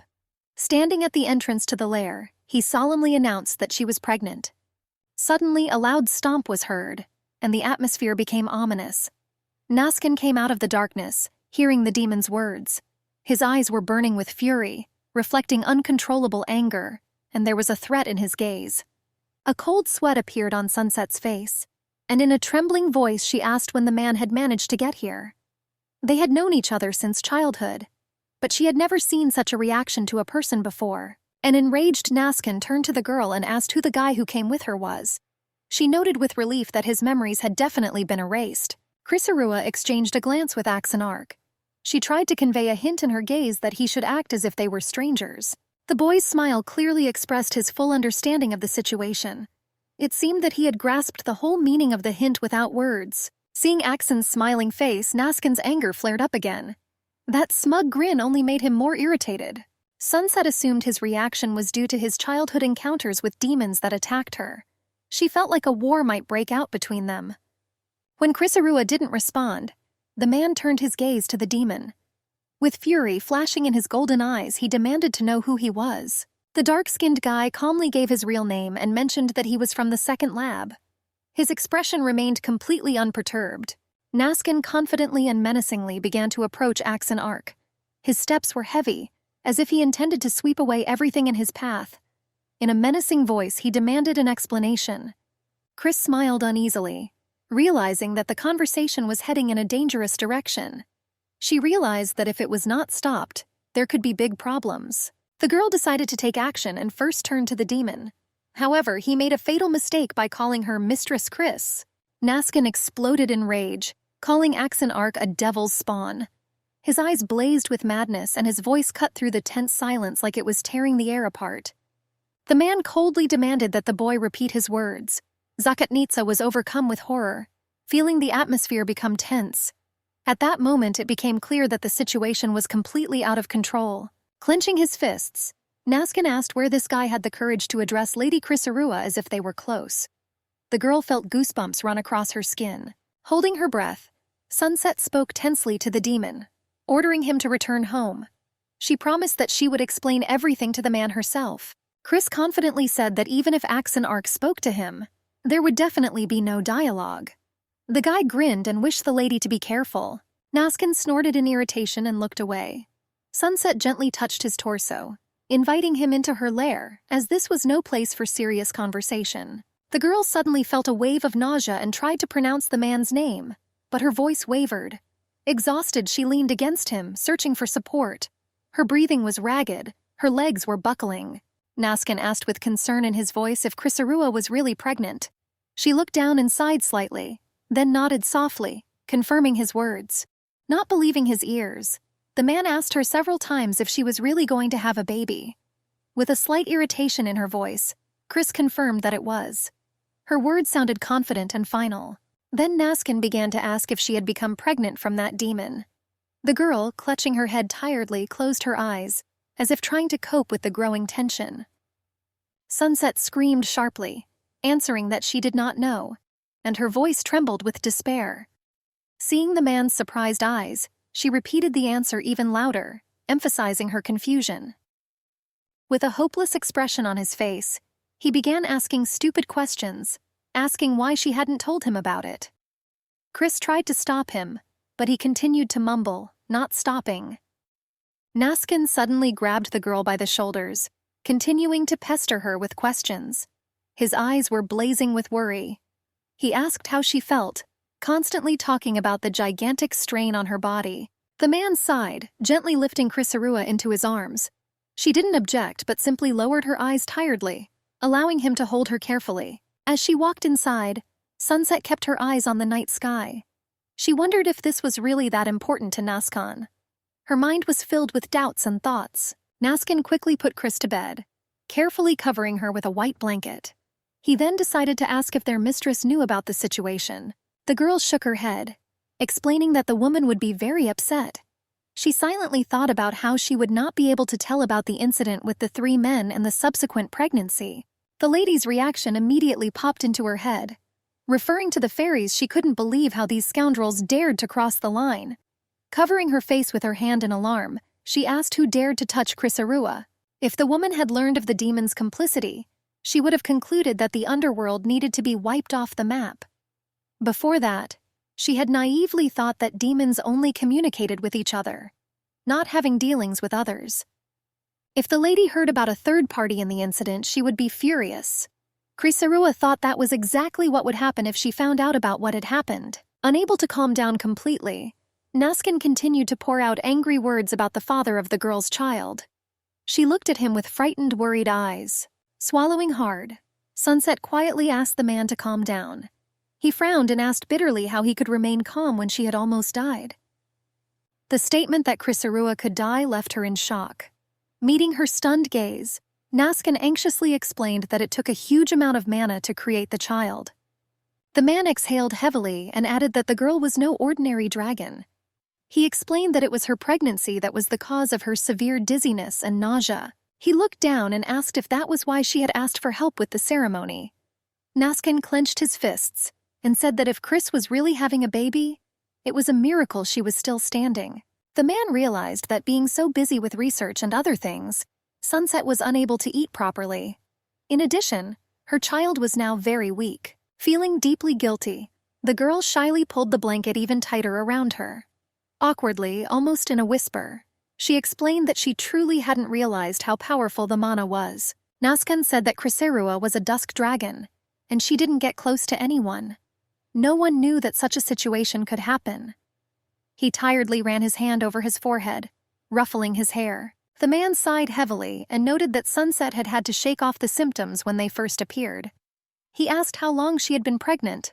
Confused by the question, she covered her mouth with her hand. Not wanting to put psychological pressure on the girl, Naskin told her not to answer the question. He noted that the risk of death still existed, and asked if the boy knew what kind of dragon she was. Chris didn't answer, looking down.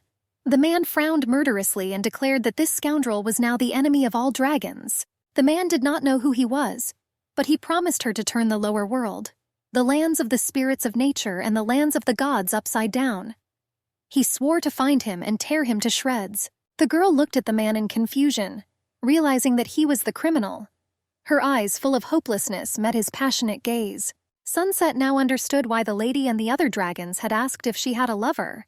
She noted with satisfaction that she had not even thought of such a thing. Looking at Naskin's dejected expression, Chrysarua decided to change the subject. Standing up, she asked in a displeased tone if he had really been preparing for the ceremony while sitting there. The man asked if it was that important now. The girl replied that it was of the utmost importance at the moment.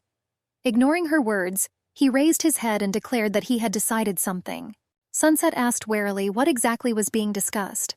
Naskin, without hiding his solemnity, suddenly announced that he would take responsibility for this child. The man added that he had been racking his brains all night and realized what Krisarua was thinking.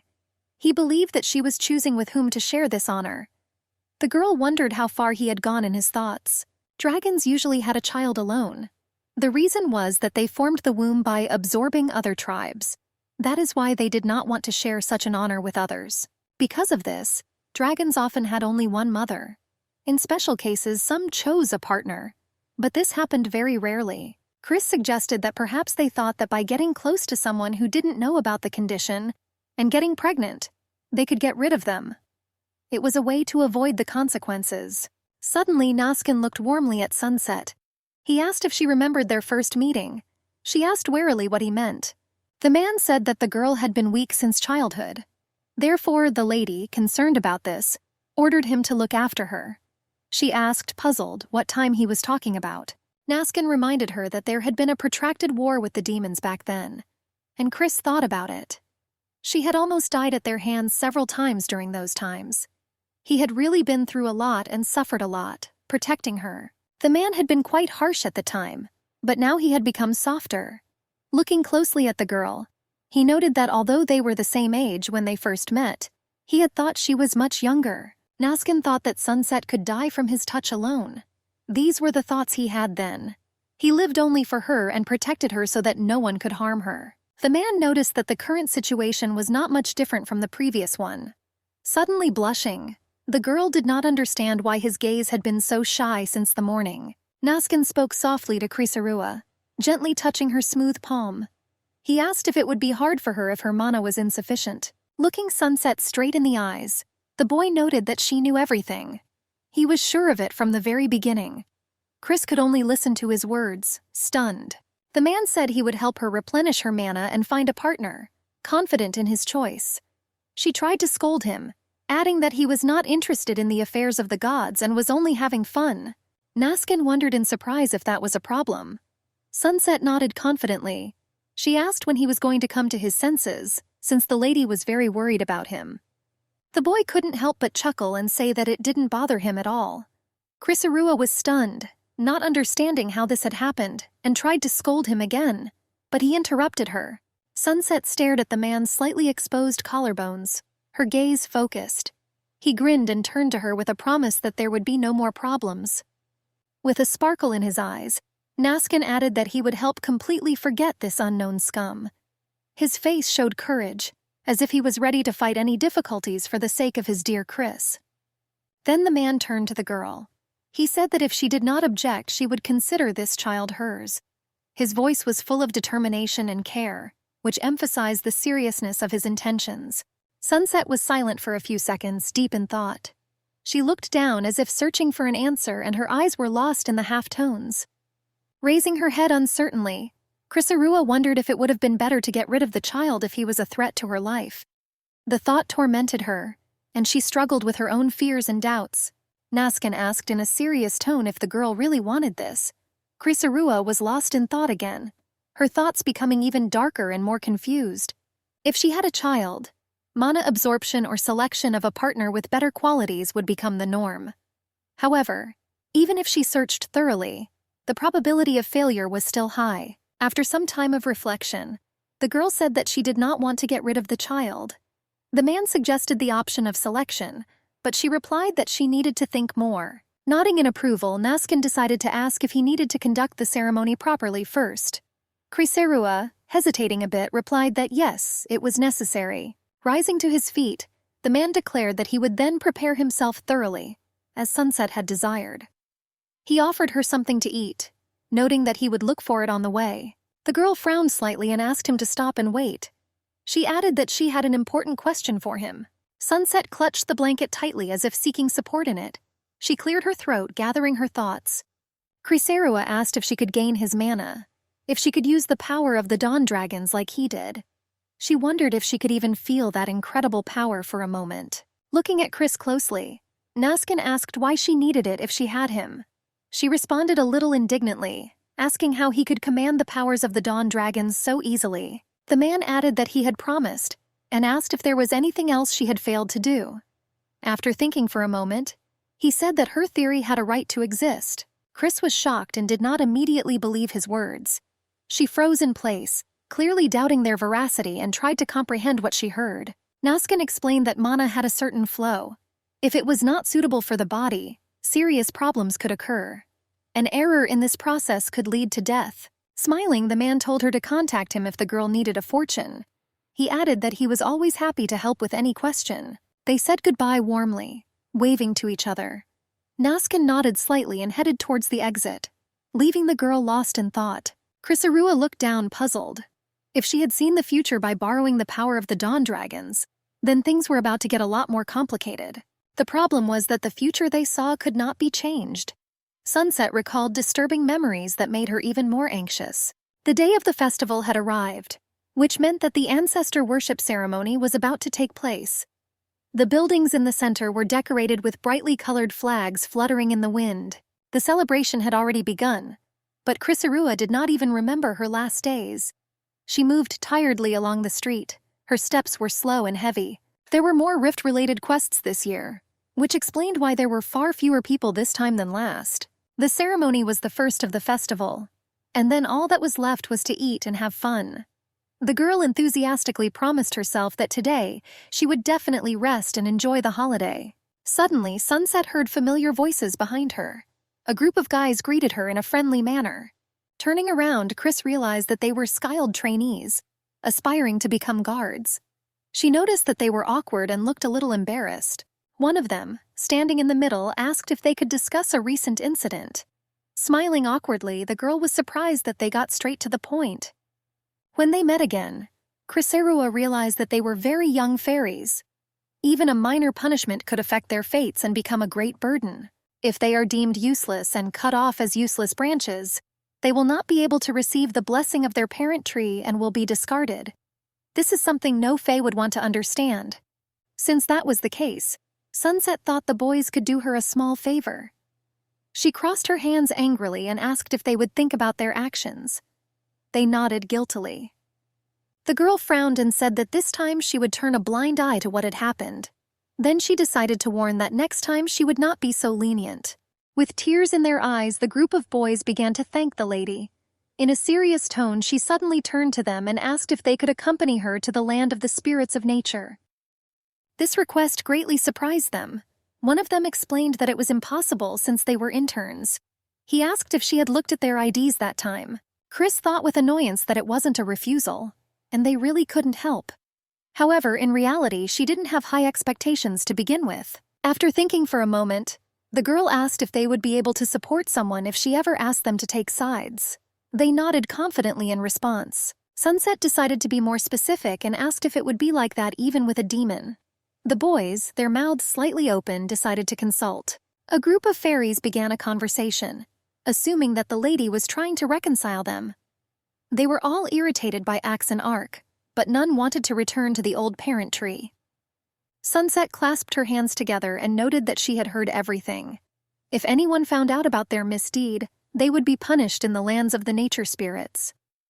Having come to a mutual conclusion, the group of fairies stated that they could take sides once. With a smirk, Chrysarua asked if they could swear before the parent tree. The boys were puzzled as to how they could do such a thing. The girl did not understand why it was so difficult, since they would soon become official guardsmen. The fairies looked at each other again and said that this conversation was embarrassing to them. They did not intend to continue the discussion of this topic. Looking at Sunset, they explained that their platoon was the lowest ranked of the 12 units. They were the only trainees who had not been assigned a mission involving the rift. The boys added sullenly that they would probably have to return to the lands of the nature spirits this year. Chris's eyes were wide open, and she couldn't understand how that was possible. The girl was misled by the fact that in her dream they had the insignia of the Scaled Guard. She decided that it really was just a dream and sighed with relief. Suddenly, an idea came to Sunset's mind. Raising her index finger, she suggested hiring those 3 guys. The group of fairies gaped at the unexpected proposal. After a short pause, one of them asked how exactly Lady Chrysarua planned to use them. The girl said that if they couldn't work in the Mother Tree Guard, they should work for her. With her resources, she could easily feed their entire platoon. The boys began whispering again, saying that Sunset had overestimated them. One of them admitted that he had come here with the goal of achieving success by mindlessly waving his weapon. But in the end, he had failed.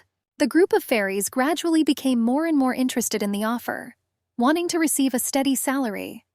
Chris stood awkwardly to the side, silently listening to the entire conversation. The boys continued to discuss a certain old incident involving the Lord of the Lands of the Gods without stopping. After some time, they came to the conclusion that they needed to confer again. Chrysarua nodded reservedly. She asked them to promise that they would either side with her or her friend. The blondes nodded confidently, their eyes sparkling. As she watched the boys leave, she realized that their hostility towards Axonarch was not a problem, because they were stupid. She decided that he was a high-ranking demon enough to live in sedition without fear. Suddenly a bell rang. Sunset turned towards the sound, her long silky hair fluttering in the wind, and a drop of amazement froze on her face. A large crowd of people had gathered in the square, waiting for the ancestor worship ceremony to begin. There was a thrill of excitement in the air, and finally the long-awaited celebration began. Once upon a time, an eternal war was unleashed. It was caused by the desire to single-handedly control the power of God and the desire to seize world power. However, a great disaster occurred, the rift, which split this world. To stop it, the three clans stopped fighting and divided their forces. The Dragon Clan received powerful magic and the power of destruction. The fairies received the power of immutability and inexhaustible life energy. The demons received the power of preservation and the wisdom of the world. Thus, the three clans that possessed the Mila decided to disperse to their own lands. From that moment on, they never stopped collaborating to try to close the rift. In addition to remember their oath, the clans founded sedition. Every year, a ceremony was held in the center of the city that simplified the ancient history. The man raised a long trumpet to his lips and blew into it, creating a deep, resonant sound. In response to this signal, a blue fire flared up, symbolizing the clan of fairies. Following him, a purple fire lit up the air, emitting a mysterious glow. It represented the demon clan, adding solemnity to the ceremony. Then the central tower was illuminated with a bright golden fire, symbolizing the dragon clan. This fire flowed into the sky, creating a mesmerizing and majestic light. Naskin walked down the road with a concentrated expression, activating the yellow fire in his hand. His snow-white robe with gilded edges gave him a majestic appearance. Naskin approached the center of the stage and directed his beam of power straight into the sky. A bright stream of light shot upward, creating a clear and powerful light trail. The higher the beam rose, the wider it expanded until it touched the heavens. Eventually, it created a huge yellow glow, like a sea of light, spreading across the sky. Chrysarua sat peacefully on the bench enjoying a pink lollipop. With genuine amazement in her eyes, she couldn't tear her gaze away from what was happening in front of her. As she watched the ceremony with rapt attention, the girl wondered how long it would take her to restore her mana if she were in his place. This question only increased her interest in the event. Realizing that no restorative medicine could compare to his abilities, Sunset felt a slight sadness. Regret flickered in her golden eyes. Chris had asked him to do this herself, but she couldn't avoid the sad thoughts. She continued to watch as Naskin began to read his words, which flowed like music. Sol Noctis approached him slowly and confidently, a diadem glittering on his head. In a monotonous voice, he began to read his part of the spell. Sunset was a little worried about the effects of the medicine, but everything turned out to be fine. The yellow glow smoothly turned into other colors, mesmerizing the audience. There were two fairies standing next to the girl. One of them praised Sol Noctis's efforts, but the other pointed out his poor origins. Chris noted with irritation that the perfectionist could not be wrong. Chrysarua wondered who was representing the demon clan this year. Suddenly, she heard a familiar voice and a third man walked onto the stage. Stunned by surprise, Sunset jumped to her feet and screamed loudly. The guy standing next to her jumped so much in surprise that his shoulders jerked and fear flashed in his eyes. The third mediator was Axonarch. He held a purple flame in his hand as he chanted majestically. Unlike the others, his all-black attire made him stand out from the others. The girl could hardly believe her eyes.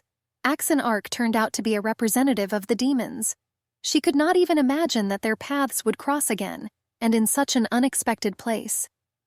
Turning towards the voice, the man immediately spotted Mrs. Crisarua among the crowd.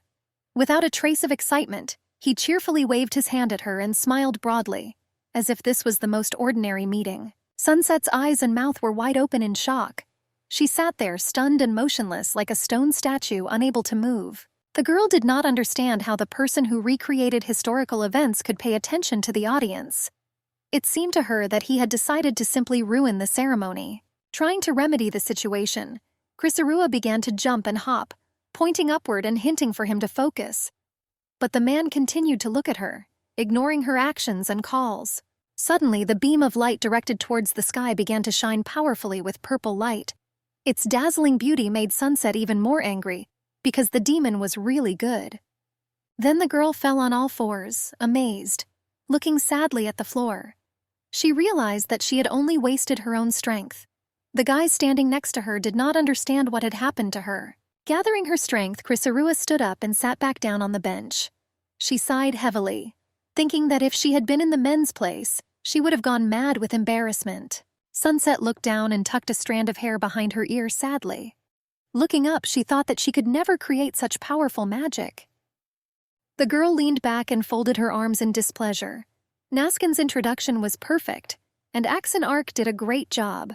Sol Noctis should do the rest of the job well too. Suddenly, Crisarua felt a strange sensation. She thought she heard an unknown voice, and she thought she was hallucinating.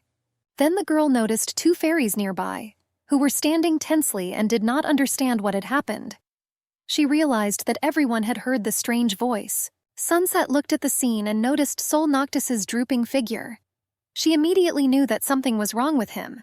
One of the boys suggested that the man forgot his lines. They both disliked Noctis, but the second called him crazy, saying that it was impossible. Participation in the ceremony was extremely important for the fairies. The boys thought that the mediator would receive a severe punishment for damaging the honor of the family tree. While silently listening to the conversations, Crisarua continued to watch Sol Noctis with excitement. His face was full of anxiety and bewilderment. His eyes were wide open, his eyebrows were raised, and his lips were trembling slightly. The girl was in deep shock. Even if the man had really lost his memory, it was unacceptable for the situation to continue in the same spirit and caused great anxiety. Sunset thought it was her potion. Alarmed, she clenched her fists tightly. Her hands began to tremble. The delicate skin on her fingers turned white from the strain. Suddenly, a cracking sound came from the sky, and a small black crack appeared in it. Naskin narrowed his eyes in displeasure, not understanding why Sol Noctis froze. Hearing the strange sound, the men raised their heads and looked at the sky. Not believing what they saw, their brows slightly furrowed, and their eyes widened in surprise. Thinking about what had happened and coming to her senses, the girl could not understand what everyone was looking at so intently. Looking carefully at the people around her, she also raised her head. Looking up at the sky, Crisarua noticed a familiar formation. It was a rift. The dark crack stood out sharply against the background, giving her an uneasy feeling. Sunset couldn't believe that he was already in the sacred territory of sedition.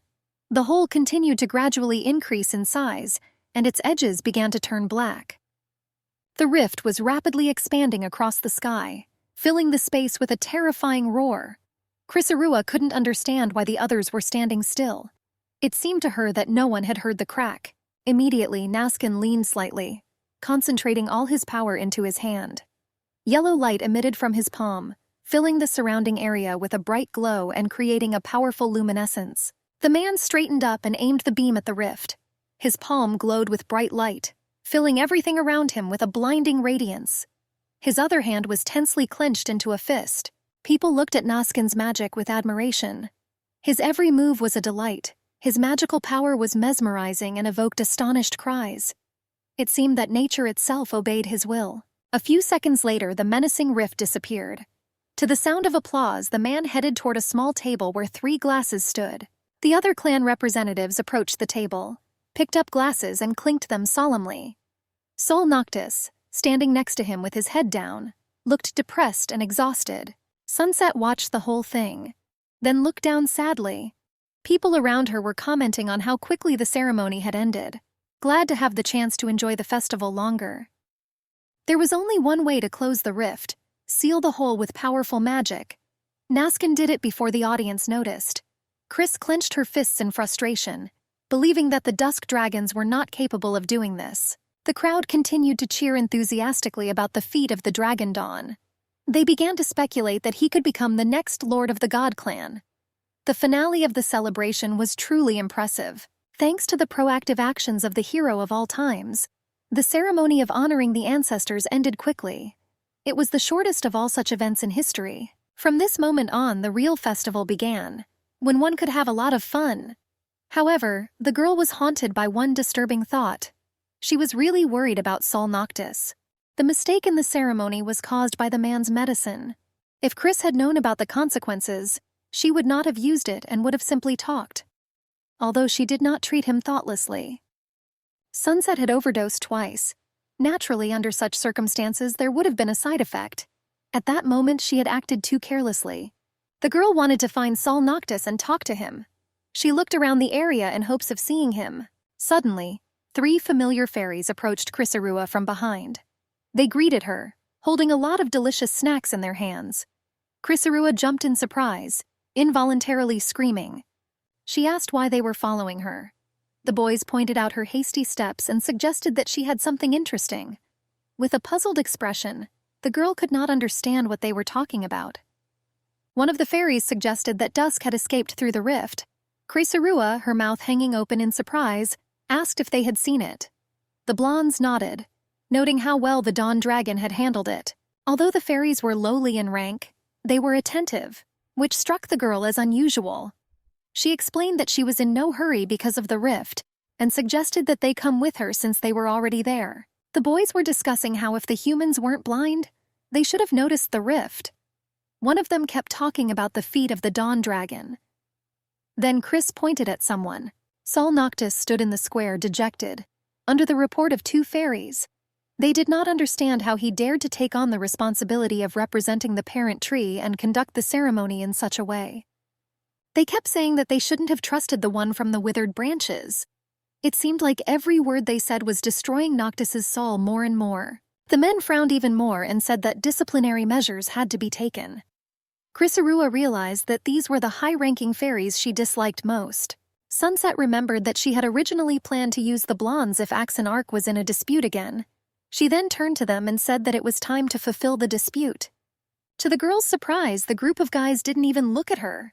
She began to think that they weren't going to help her in this situation. Chrysarua frowned, pursing her lips. She realized that the fairies were going to take this chance to humiliate Sol Noctis. She thought about taking charge of his business with the rift. Sunset stood up tensely, unsure of what to do. Suddenly, a group of boys tried to intervene. One of them said that these were the men who were encroaching on the authority of the parent tree. The second added that they had no right to punish him, and should have waited for the official verdict. The third folded his arms in displeasure and nodded. The girl only opened her mouth in amazement. The high-ranking fairy asked who they were, assuming they were victims number 2. He added that the group of boys were covering for the man who had caused the rift to appear in the sacred area. The long-haired blonde asked if it was really because of him. He smirked and noted that only these men knew the reason for the cleft. The guy suggested writing an article, because they knew everything perfectly well. He noted that high-ranking fairies could thus become allies of the parent tree. The other blonde began using almost insults, trying to get the fairies mad. His words became more and more harsh, but they were already at their limit, barely holding back their emotions. Chrysarua stood in complete shock, not believing her eyes. She thought about how her comrades had no shame at all for their actions. The high-ranking fairy stated that in any case, everyone saw how Sol Noctis failed in the second part. Accordingly, he should receive a severe punishment. The second man added that the group of boys should be more careful in their actions. He also told them to wait for an official decision. Stepping back a bit, the blonde asked Sunset if it was enough. Smiling awkwardly, she assured him that they had really tried hard. Finally, Chrysarua sincerely thanked the fairies, calling them the best. Her words literally made them shine. Their faces lit up with joy and pride. After a short silence, the boys turned to the lady and asked if they could visit her lair anytime soon. They wanted to discuss her recent offer to accompany them to the lands of the spirits of nature. The girl smiled and told them to come any time. The group of fairies thanked her and then said goodbye and wished them to enjoy the festival. Sunset turned away, her face serious. It was good that those guys were gone because she urgently needed to talk to Sol Noctis about punishment. Chrysaorua looked at the man's face and her heart sank. It was downcast with deep despair in his eyes, reflecting deep inner torment and profound experiences. The girl awkwardly tried to take a step towards the representative of the dry branches, but at that moment he suddenly turned away. His head was lowered and his thin lips were compressed, as if something was oppressing him. Chrysaorua knitted her thin eyebrows pitifully, realizing that Sol Noctis was not in the mood for conversation. Suddenly, a familiar voice came from behind, noting that this fairy had not even thanked his savior. Sunset Girl jumped in fright, turning around sharply and looking angrily at the demon. He sheepishly scratched his arm and apologized. An awkward smile appeared on his face. Axon Arc asked if the girl really followed him at the ceremony. She frowned and sternly corrected him, telling him to address him as his mistress. He chuckled and repeated the question, having corrected himself. Clenching her hands awkwardly, Chris quietly replied that it was true. The man said in a strange tone that he was touched by her reaction. The girl silently thought that because of him she had to suffer a lot. Sunset Girl asked why he spoke in such a strange tone. Axon Arc looked away in embarrassment and explained that at the ceremony she diligently performed a mating dance for him. The demon admitted that on the way here this thought worried him greatly. He asked if the girl was ready to accept his proposal. She stood in complete bewilderment, stunned by what was said. The man carefully put his palms to his reddened cheeks. He was surprised by Chrysaurua's activity in public. This made him worry that he might have made a mistake at the ceremony. The girl clutched her head with her hands in despair. She quickly looked around, but there was not a single sane person around. The sun was setting, enveloping the world in warm light. Sunset hurriedly headed towards the secret lair, thinking about today's ceremony. Most probably did not notice the disaster, and those who did remained silent. However, a real rift has formed in the center of sedition. Chrysaorua decided it would be better to keep quiet about it. She breathed a sigh of relief, mentally thanking Naskin for quickly closing it. Raising her head and looking forward, the girl was pleasantly surprised by what she saw. In the middle of the road stood the Dragon of Dawn. A light wind ruffled his blue hair, which gracefully contrasted with the fiery sunset. Smiling warmly, the man greeted Sunset on her arrival. His eyes shone with friendliness and kindness. Slightly surprised, Chris asked if he had been waiting for her all this time. Giggled awkwardly, Naskin confirmed her guess. The man added that he had not seen the girl off for a long time. She asked displeasedly if he still considered her a child. Ignoring the question posed, in a cheerful voice Naskin suggested still remembering the past. Chrysaorua was embarrassed even though they had done this many times before. After thinking briefly, Sunset Girl agreed. She noted that she would closely monitor the man's behavior. He smiled contentedly, calling her Madam. With ease, Naskin picked up the girl and took her in his arms. She thought embarrassedly that she had become much heavier, but at the same time she felt joy from this unexpected care. Looking at Chrysaorua, the Dragon of Dawn asked whether the conditions of the trip suited her. She asked with a slight grin whether he realized that he would have to walk. The man nodded confidently. The stately figure carried Chris confidently, as if she were lighter than a feather. The man looked at it and noted that it brought back thoughts of the old days. She just quietly agreed. For a moment, the words of the Dawn Dragon made the girl think. As a child, he only carried it on his back, but now he has grown a lot. The Sunset Girl looked at Naskin's beautiful and confident face, admiring his strength and perseverance. Then she hugged his neck even tighter. Collecting her thoughts, Chrysaorua pursed her lips nervously. Looking down, she quietly thanked the man for agreeing to perform the ceremony in her place. The girl added that Naskin really did a great job. He smiled and explained that he simply did it for her, adding that she would do the same for him. Sunset Girl listened silently to her companion. Sighing dejectedly, she thought that for her it would be simply impossible. Chrysaorua then enthusiastically addressed the man, asking if the thing he had dealt with was a rift. After thinking for a moment, he confidently confirmed that this was exactly the case. The girl was surprised that this crack appeared even here. Sighing, Naskin explained that this year she began to appear quite often, and this inspired him with certain fears. This method of closure is only a temporary remedy. The rift is growing in size and appears more and more often, and no one knows what to do. This year it opened twice as often as last year. Chrysaroa asked if their mistress had told the man about this. He replied that he did not know and was not sure. His answer only added tension to the conversation. The Sunset Girl thought sadly that the magic fruit should have been given to Naskan. She then suggested that the lady was probably planning to groom a successor. Chris noted that she would probably now hand over her position to the Dragon of the Dawn. Suddenly he stopped, and silence hung in the air. Exhaling with a chuckle, the man smiled slightly and confidently stated that it was simply impossible. His confidence added a lightness to the atmosphere. Sunset Girl indignantly stated that the lady could not constantly call Naskan to the lands of the gods without a good reason. Being absolutely calm, he noted that it had to be her. The girl did not understand how this was possible, because she was the Dragon of Sunset. The man only stated that they were almost there, and suggested that they first go into the lair to rest and discuss everything. Chris noticed that his face showed dissatisfaction with this conversation. Entering the monastery, she thanked Naskan for the service, trying to restore the atmosphere of friendliness. The man decided to return the conversation to the ceremony he performed. The Sunset Girl noticed the unusual tone in his voice and was surprised. He looked very embarrassed, which added intrigue to the situation. Looking down, Naskan asked if the girl would mind giving him a small reward.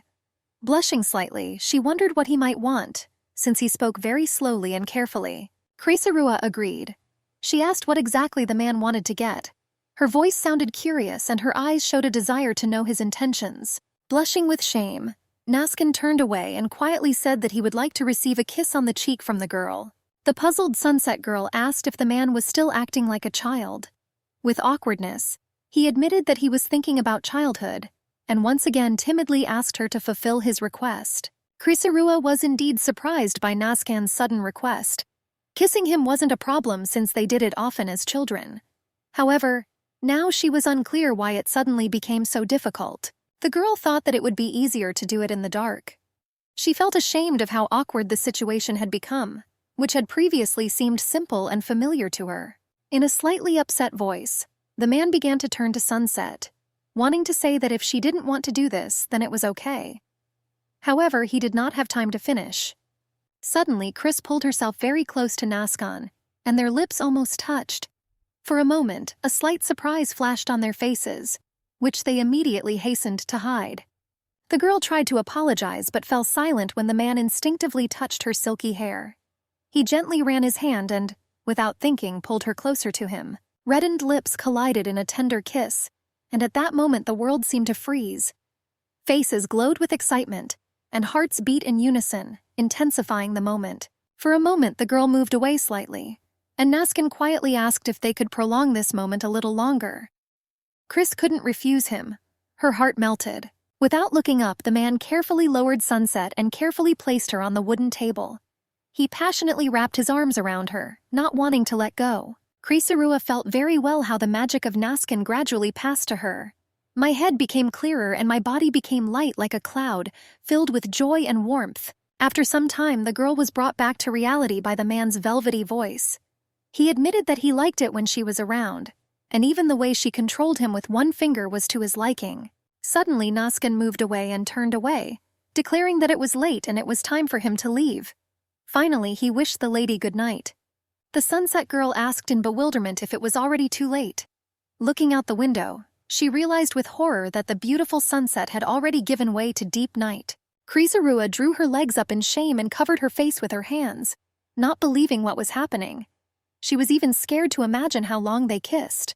The girl thought about Naskan's last words, and her face was distorted with horror and embarrassment.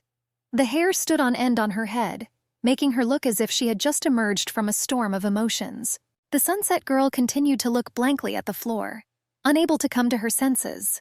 The bright light of the moon softly illuminated the lair, giving the atmosphere a magical feel. Chrysaroa was in a large tent, surrounded by a bottomless number of fairies. They all looked at her in fascination, creating an atmosphere of mystery and magic around her. In a light voice, the girl continued to call the fairies closer to her. She said that he could take her, and they obeyed unconditionally, as if enchanted by her words. Sol Noctis watched all this with a tired look and a large scar on his face. He told his subordinates to continue and not think about anything. Suddenly, Chris woke up screaming in horror. Her heart was pounding and her breathing was ragged as if she had just escaped from a nightmare. Rising up, Sunset tiredly and relievedly grabbed her head, not believing that she could have dreamed such a thing. She gradually came to her senses, but her heart continued to beat wildly. Thoughts of Sol Noctis, who served in the Scaled Guard, filled her mind, causing anxiety. She realized that this could not continue, and decided to find this fairy to talk to him. Miss Crisarua hurriedly headed towards the Sedition Research Center.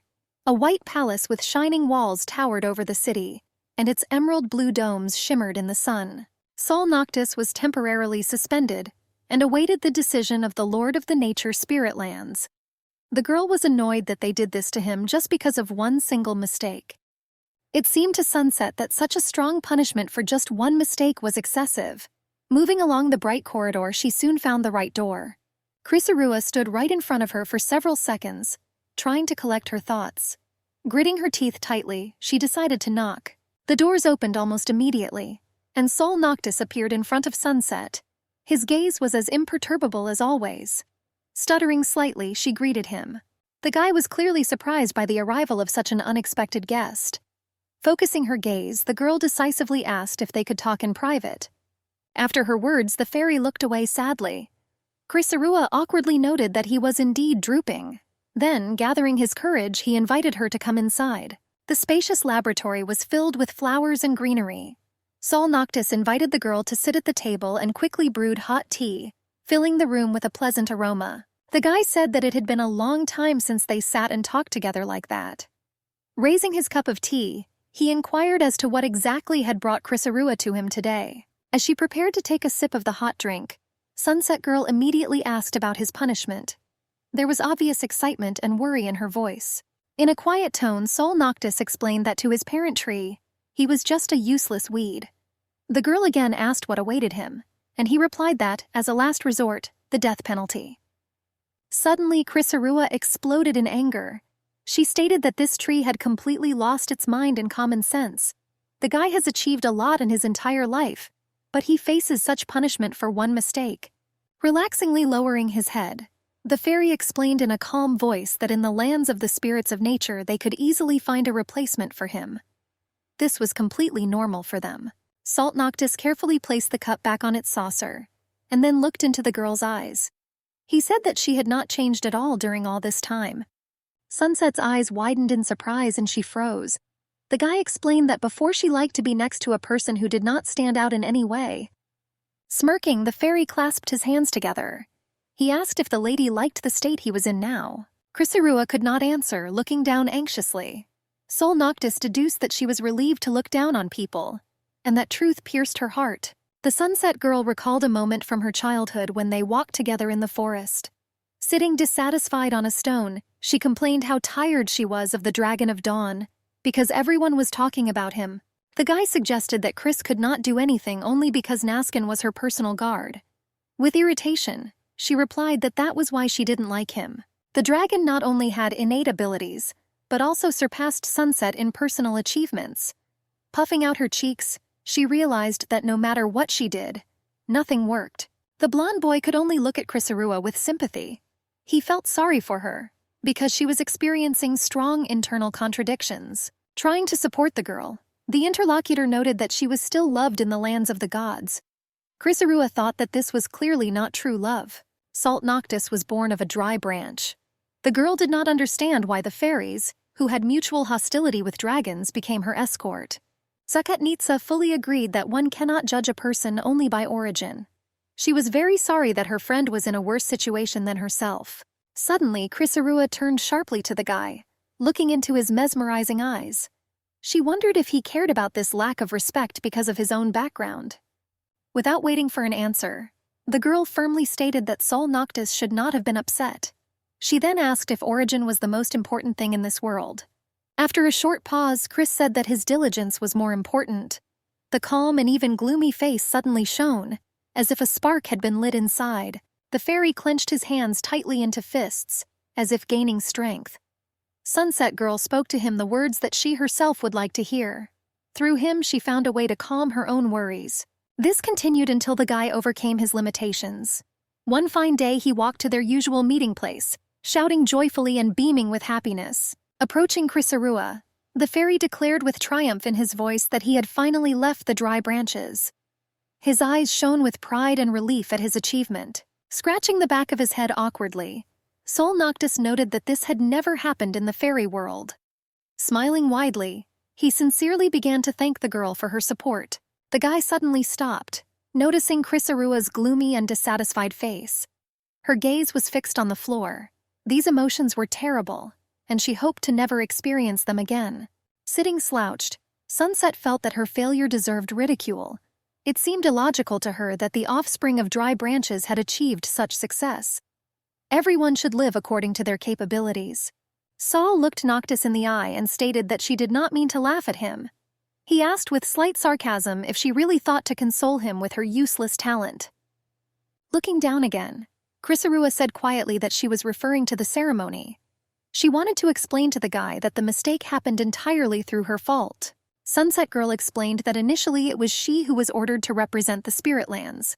She admitted that she did not explain the second part of the plan to Naskin well, and that is why everything turned out this way. Sol Noctis wondered if there was a reason for this.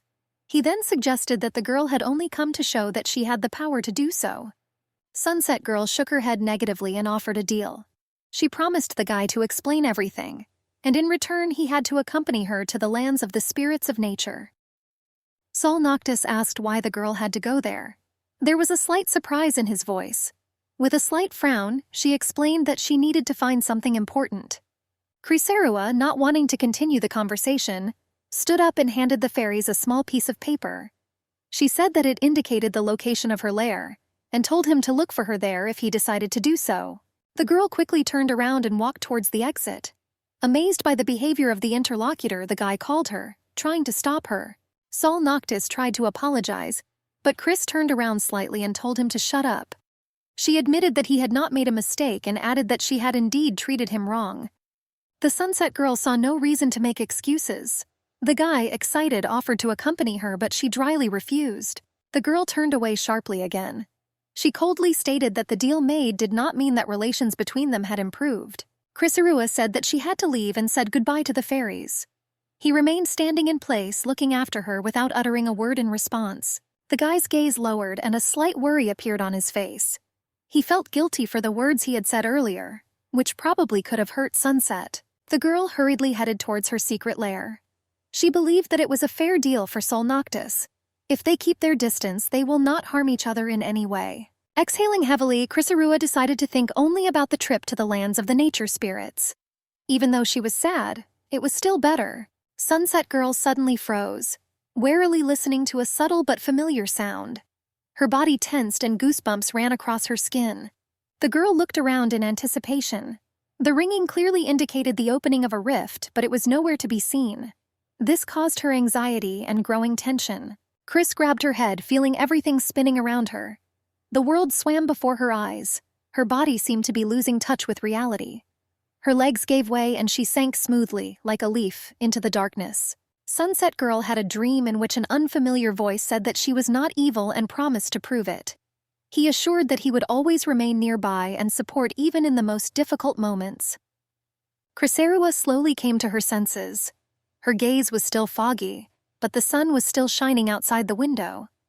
Her mind wandered and she tried to remember what kind of dream it was. As soon as the girl fully opened her eyes, she was immediately surrounded by excited voices. The men, concerned about her condition, hastened to come closer. Naskin asked Chris how she was feeling. Then he handed over the medicine and urgently ordered me to drink it quickly. Rubbing her forehead, she looked around and did not understand why everyone had gathered in her lair. The Sunset Girl held out her hands, accepting the glass. The man assured her that this was an excellent medicine for a weakened body. With a deadpan expression, Sol Noctis joined the conversation. He stated that the elixir was supposed to restore her strength and help her cope with her illness. Giggling, the girl noticed that she now had a special attitude towards medicine. There was awkwardness in her voice. The fairy bowed his head slightly and pursed his lips. He assured that the medicine should not harm the unborn child. Krisarua glared at Naskin angrily. He apologized and explained that Sol Noctis was trying too hard to give her the elixir. With irritation, she thought that the rumors had already spread. The girl asked why they gave her this medicine. The man asked if she remembered how she fell not far from the lair. There was a look of surprise on her face. Thinking for a moment, Naskin suggested that pregnancy could be the cause. However, Sundowner doubted his words, considering it too hasty a conclusion. Chris couldn't believe that their memories of the incident involving all four of them had disappeared. Now all she has left is this child. She didn't know how she could fix all this. Thanking the guys for saving her, the girl asked in surprise if they had really fought. There were many bruises and abrasions on their faces, which clearly hinted at a recent fight. The men snorted and turned away from each other with displeasure. After taking a small sip, Chris realized that their relationship left much to be desired. Then she noted that it was a fist fight. Carefully examining the medicine, Sunset Girl noticed that it resembled an herbal decoction and looked very effective. She became curious about what it was made from. Salt Noctis, without looking at his interlocutor, explained that the decoction was made from the fruits of the parent tree. From what she heard, the girl's jaw literally dropped in shock, and her eyes widened greatly. The tree produced fruits every few years, and not all fairies could receive them. They were the real treasure of the nature spirit lands. Chris didn't understand how they could spend it so easily. Trying to come to her senses, Sunset Girl first thanked the blonde. Then she admitted that she would not have drunk the decoction so easily if she had known its value. The blonde was silent, trying to find the right words. Sol Noctis said that he would appreciate it if the girl would take it as a return favor for solving his punishment problem. She sadly replied that this was completely impossible. Fairy wondered if it really mattered that much. Crisarua nodded expressively, her eyes wide and her hands raised. Sunset Girl realized that the guy had now gotten rid of his debt. She couldn't even imagine how important this fruit was to him. He received it when he finally left the rows of dry branches. Frowning slightly, Sol Noctis explained that he didn't like being in debt. An angry Naskin replied that this had absolutely nothing to do with him. The man turned to Sunset and she shuddered slightly in surprise.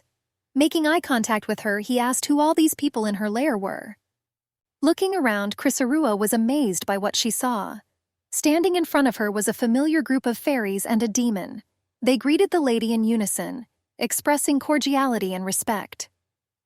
Perplexedly counting the guests, the girl could not believe her eyes. Guardsmen from Scaled and Axonarch stood in front of her. Smiling, one of the guys clarified that they were still students.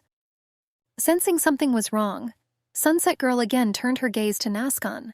She didn't understand why he looked at them all with such hatred. The frightening assumption made Crisarua horrified. The man probably thought that because of the problems with her magic, she was feeding off of each of them. These thoughts only increased her anxiety. A picture of Nascon, upset to death, appeared before the girl's eyes. He asked if he really wasn't enough, and she desperately tried to explain the situation. The long-haired fairy turned to the dawn dragon Diarux and introduced himself. Putting his hand to his chest, he said that he was incredibly glad to meet him. The guy explained to him that they were students from the Scaled Guard. The girl added that she hired them as a kind of protection. Naskin asked why she needed them, and whether he alone was not enough. Seeing her friend's charming face, Crisarua tried to explain that everything is not as he thinks. Looking at the young fairies standing quietly, Sunset ordered them to do some general cleaning. They obeyed, and the demon whimsically remarked that he had come only for fun. Making puppy dog eyes, Naskin asked if the lady was in a relationship with Axonarch. She irritably replied that no, and told the demon to leave too, so as not to interfere. Sol Noctis suddenly intervened in the conversation. He stated that he had come to a certain conclusion about the criminal. The couple looked at their interlocutor in surprise. In one voice, they asked which intruder he was talking about, clearly intrigued by his words. Fairy explained that he was talking about who put the girl in this position. He began the story by noting that this happened about 2 weeks ago. Finding this absurd, Sol Noctis said that he did not have a single memory of that day. Nascon, grinning, asked if he really called himself crazy. The guy continued. His colleagues reported that Crisarua then invited him to her laboratory. The next day, he opened his eyes in the restroom, which was not far from this place. Fairy added that at that moment he could not remember what he was going to do. However, according to his calculations, Sunset became pregnant on that very day. The blonde summed it all up with the statement that he was likely the child's father. Suddenly, Naskin exploded in anger, slamming his fist furiously on the table. Jumping up from his seat, the man abruptly grabbed Noctis's salt by the collar. He told him to stop talking nonsense, saying that his words were completely lacking in common sense. The guy noted that the circumstances spoke for themselves. This only increased Naskin's anger. He asked if the blonde man was really dating her, and added that he had nothing to do with it. Sol Noctis began to shout back, claiming that it was none of his business either. Krisarua could only stand there stunned and watch what was happening. She didn't understand how things could have gone so far. Naskin stared madly at the fairies, his eyes sparkling with anger. He recalled that such words could cost lives. His gaze showed complete bewilderment and rage. The man asked if, for Sol Noctis, the mistress's pregnancy was just a joke. Suddenly, one of the students appeared from around the corner, listening in surprise to their conversation. The young fairy immediately told his friends the news, and they began to eavesdrop together. Krisarua laughed nervously, realizing that her situation was absolutely hopeless. Enthusiastic students with joyful smiles surrounded Mrs. Sunset. She could only sigh heavily, not knowing how to proceed. By vying with each other to congratulate the girl, they created an atmosphere of sincere jubilation and warmth. One of the fairies turned to the girl with an unexpected question about who the father of the child was. Suddenly his friend interrupted, confidently declaring that dragons do not have fathers. However, Sol Noctis objected, explaining that the Krisarua child does indeed have a parent. Looking away, the guy added that Sunset had already begun the selection process and had chosen him as a candidate. Naskin grabbed him by the collar again, threatening him furiously, as if he was going to tear off his skin. Only the girl knew that neither of them was the father of the child. At this moment, Axon Arc quietly approached her, addressing her with restraint. When Chris looked at him, he said that she had also taken his chastity. A slightly malicious smile stood out on the demon's face. Looking into the void, Sunset noted that he could not have mentioned this. Her voice remained calm, as if this fact did not matter to her. The girl looked around again. The group of fairies continued to clap solemnly, while Naskin and Sol Noctis were still sorting things out. She wanted it all to be a dream. A solar eclipse shrouded the world in a mysterious light as the moon slowly covered the sun. At this time, an incredibly strong fire broke out. The huge and powerful tree was blazing with flames. Its large branches were entwined with bright tongues of fire. Each spark rose into the air, leaving a flickering trail behind it. A battalion of fairy warriors watched all this, standing in tense anticipation. An unknown voice coming from the tree said with pauses that he did not deserve forgiveness. One of the soldiers was well known to her. It was Sol Noctis. A huge scar stood out on his face. Then a voice from the flames ominously said that all these soldiers also did not deserve forgiveness. Krisarua suddenly woke up, jumping up from her seat. Gasping in fear, she breathed heavily. Her heart was pounding wildly in her chest. The image of Sol Noctis appeared in front of Sunset. Noticing her paleness, he asked if everything was okay. With relief, the girl realized that it was all just a dream, and her anxiety gradually dissolved. The girl continued to sit in bewilderment. Naskin and Oxen Arc asked if she had any pain.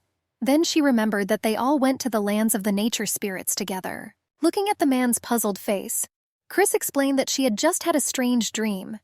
He immediately demanded an explanation of what exactly she saw. Rubbing her eyes, Sunset reported that there was a parental tree in it.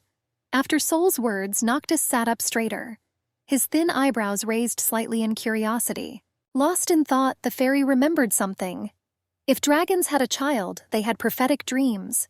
Naskin fiercely asked when he managed to become such an expert in this field. Listening carefully to their conversation, Oxen Arc went about his business. He was diligently preparing a hot drink for Madame Krisarua. Filled with curiosity, Sol Noctis asked Sunset to tell him more about the dream. She thought for a moment, collecting her thoughts. The girl began that in this dream there was a huge tree. It seemed as if it was looking at a towering mountain range. The guy asked if she really meant the parental tree. Nodding and clearing her throat slightly, Krisarua added that it was on fire. Unable to contain himself, Naskin burst out laughing. The fairy just gave him a murderous look. In a serious tone, Sol Noctis noted that this was probably no ordinary dream. Sunset Girl considered it pointless. She assumed that the reason for this was their rather difficult path. The girl did not understand why she began to dream about such things. Staring at the mesmerizing sunset, she noted that the lands of the nature spirits were still far away, and suggested stopping for a rest. All companions happily agreed. Axanarch then handed Lady Chrysarua a hot drink, noting that it was already getting cold. She thanked him. At this moment, Naskin only snorted with displeasure. The demon affectionately addressed Sunset. He asked if he could be the only one to share the dragon's glory with her. This statement made her choke, and the others gave him a disdainful look. Breaking the awkward silence, Naskin announced that he was going to set up a tent. At the same moment, the fairy volunteered to help him, and they both grabbed the bag, looking at each other with a slight smile. The men began to quarrel again. The Dawn Dragon asked why he constantly interfered in everything. He stated that he should have just been a good guide and not interfere. Sol Noctis instantly turned the topic to his interlocutor. He recalled that it was his duty to guide Chrysarua into the lands of the nature spirits safe and sound. Fairy emphasized that it was Naskin who followed them. The girl silently listened to their argument, holding a hot drink in her hands.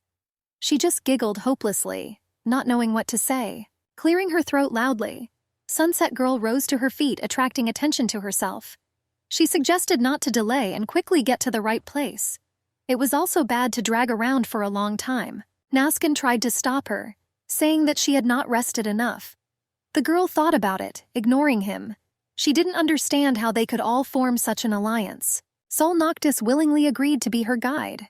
He noted that they really should have rested. The road to the lands of the nature spirits will take some time. Naskin Diorux went with them because he was worried about Chris's condition. Dragons need rest periodically, and this time he decided to take on this responsibility. Axanarch, in turn, simply followed them.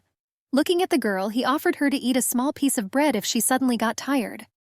Putting her hands together, Sunset Girl turned to her companions. She asked if they had forgotten why the three of them went with her to the lands of the nature spirits. Axanarch answered contentedly that their mistress was looking for something important. Naskin added that they were in search of a magical fruit on behalf of the lady. Chrysarua looked searchingly at Noctis's salt. She asked why he did not answer and stood with a very serious face. The fairy thoughtfully explained that he now understood how the selection of dragons took place. The girl realized that he was mistaken. She stated that if one of them finds the fruit, she will not become that same partner. Sunset Girl sighed heavily, not knowing what to do. She decided to take this trip simply as a long walk, not wanting to burden herself with unnecessary worries. The road to the lands of the nature spirits has a protective barrier centered around the parent tree. Accordingly, at first glance, everything looks completely different. At times the path resembled a meadow or mountain, and at other times it resembled a dense forest. The demon let out a long sigh, realizing that the nature spirit lands were incredibly confusing.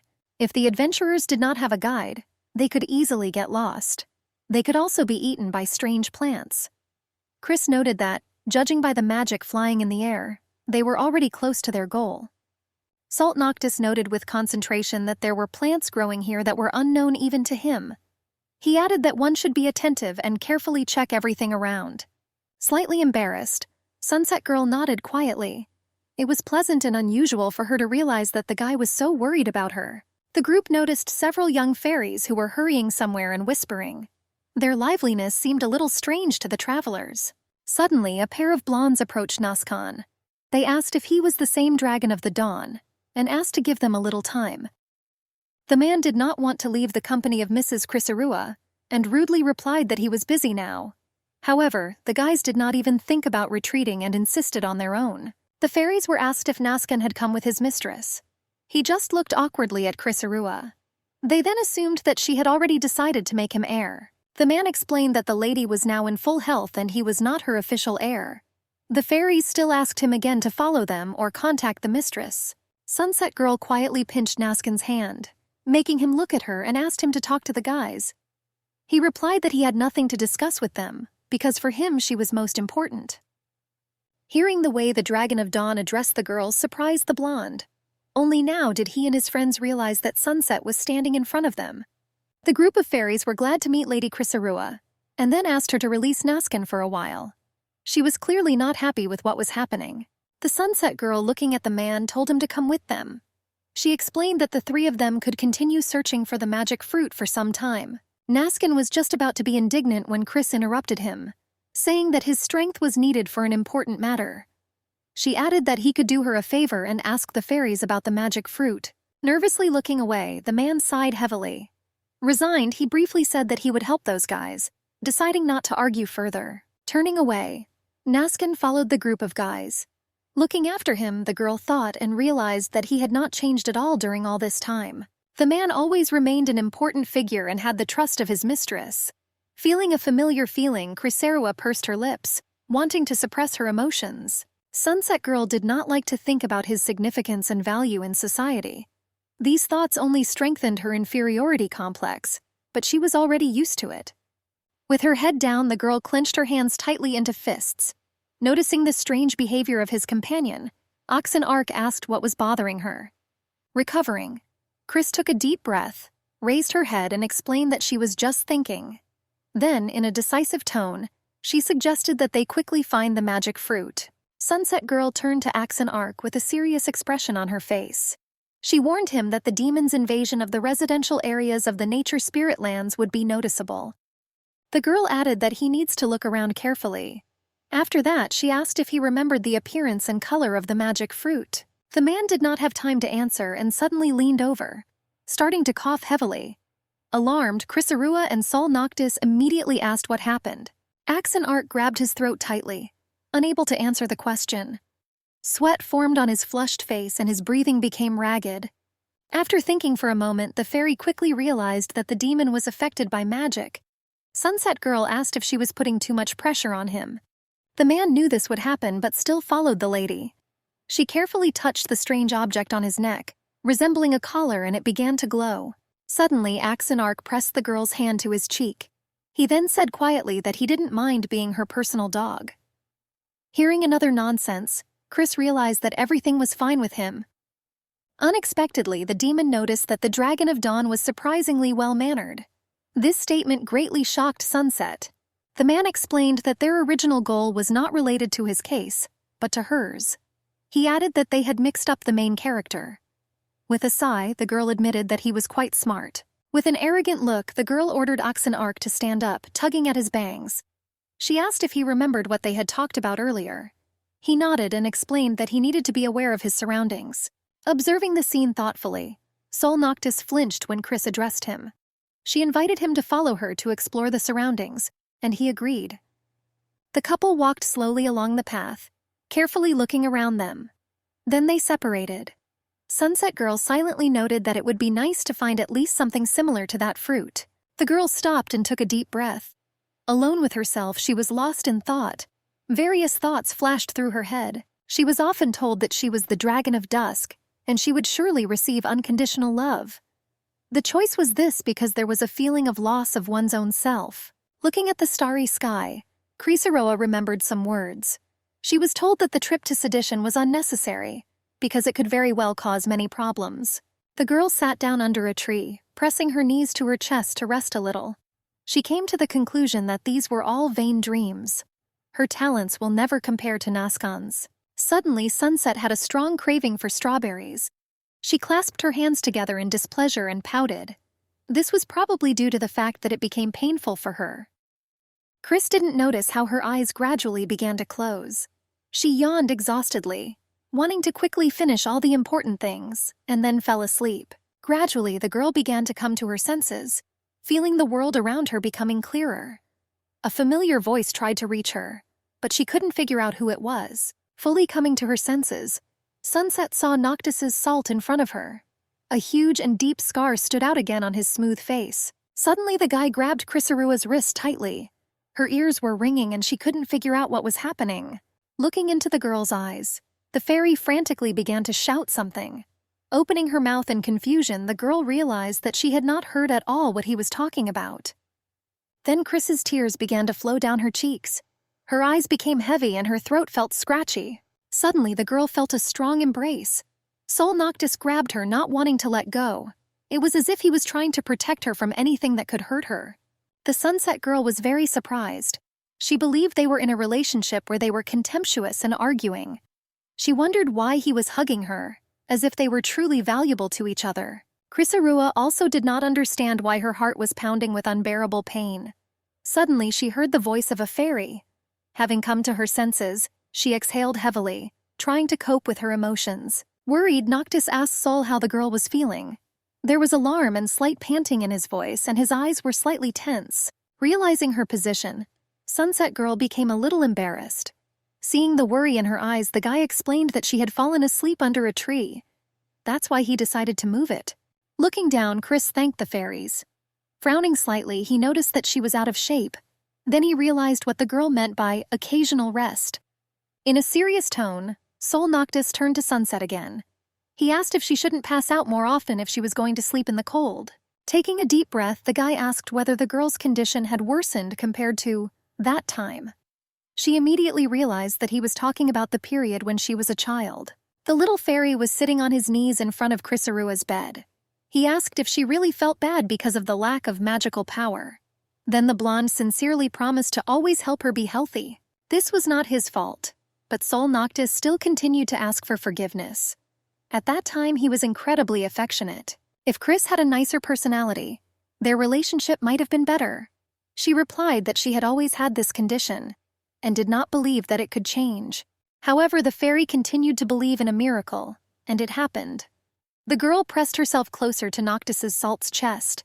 She felt a deliciously pleasant aroma emanating from him, driving her crazy. After some time, the couple reached the fairy's house. The guy put the sleeping girl into bed and she didn't even move, gently snoring. Several hours passed. Sol Noctis entered the room where Sunset was sleeping and sat down next to the bed. He softly asked if she was sleeping, and she turned to him tiredly and shook her head. The girl slowly stood up and wearily grabbed her head, straightening her hair. She admitted that she did not notice how she fell asleep again. Sol Noctis just excitedly asked her not to overwork herself. Chrysaorua sighed heavily and noted that she still had a headache with the slightest movement.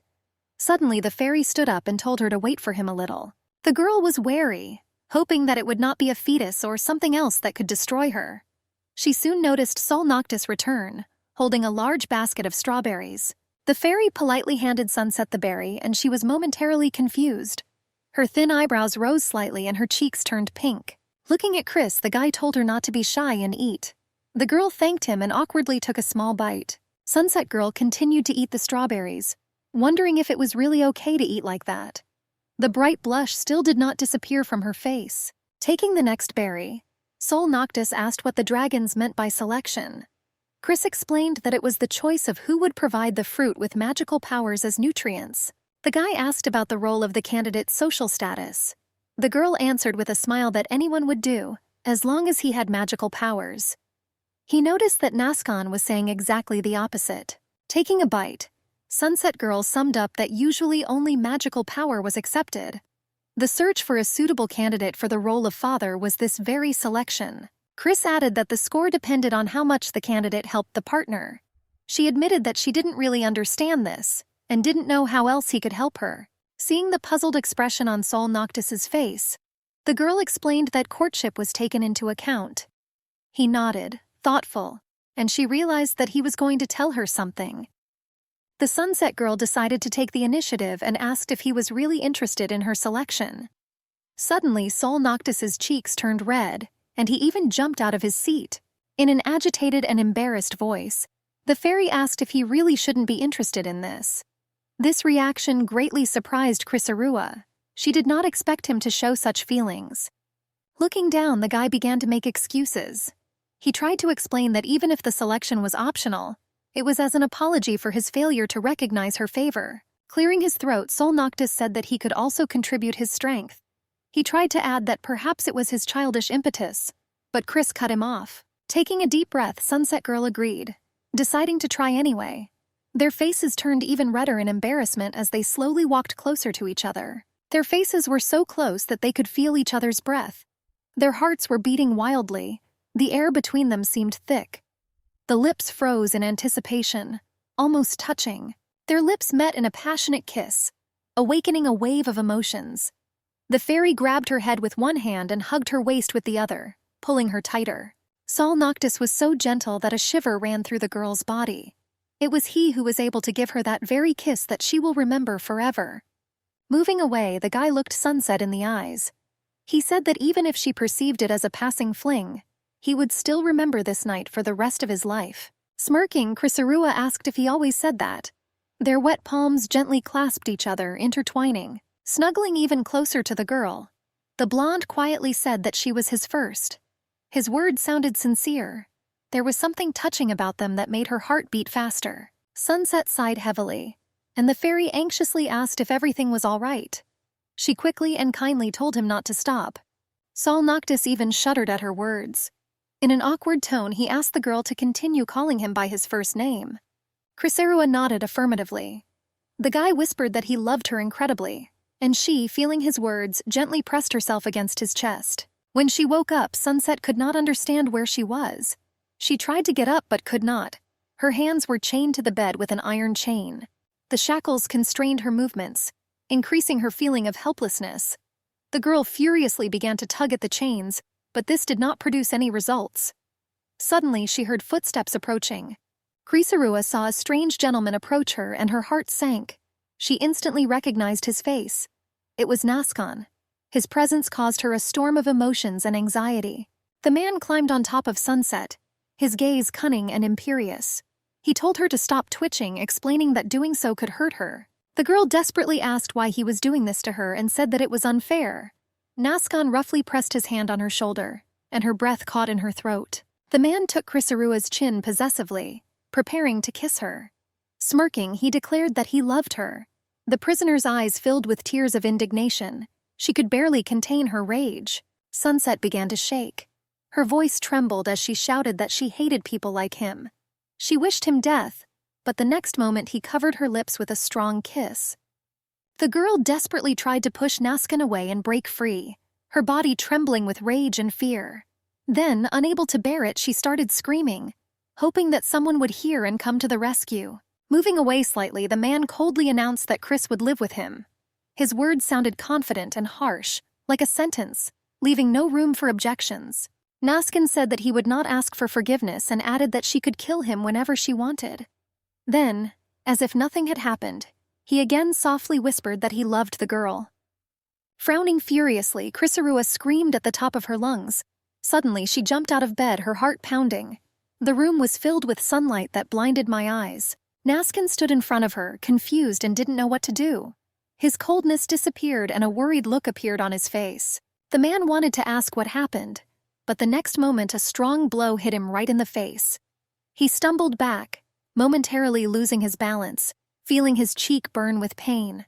Chrysarua began calling him insults while furiously chasing after him.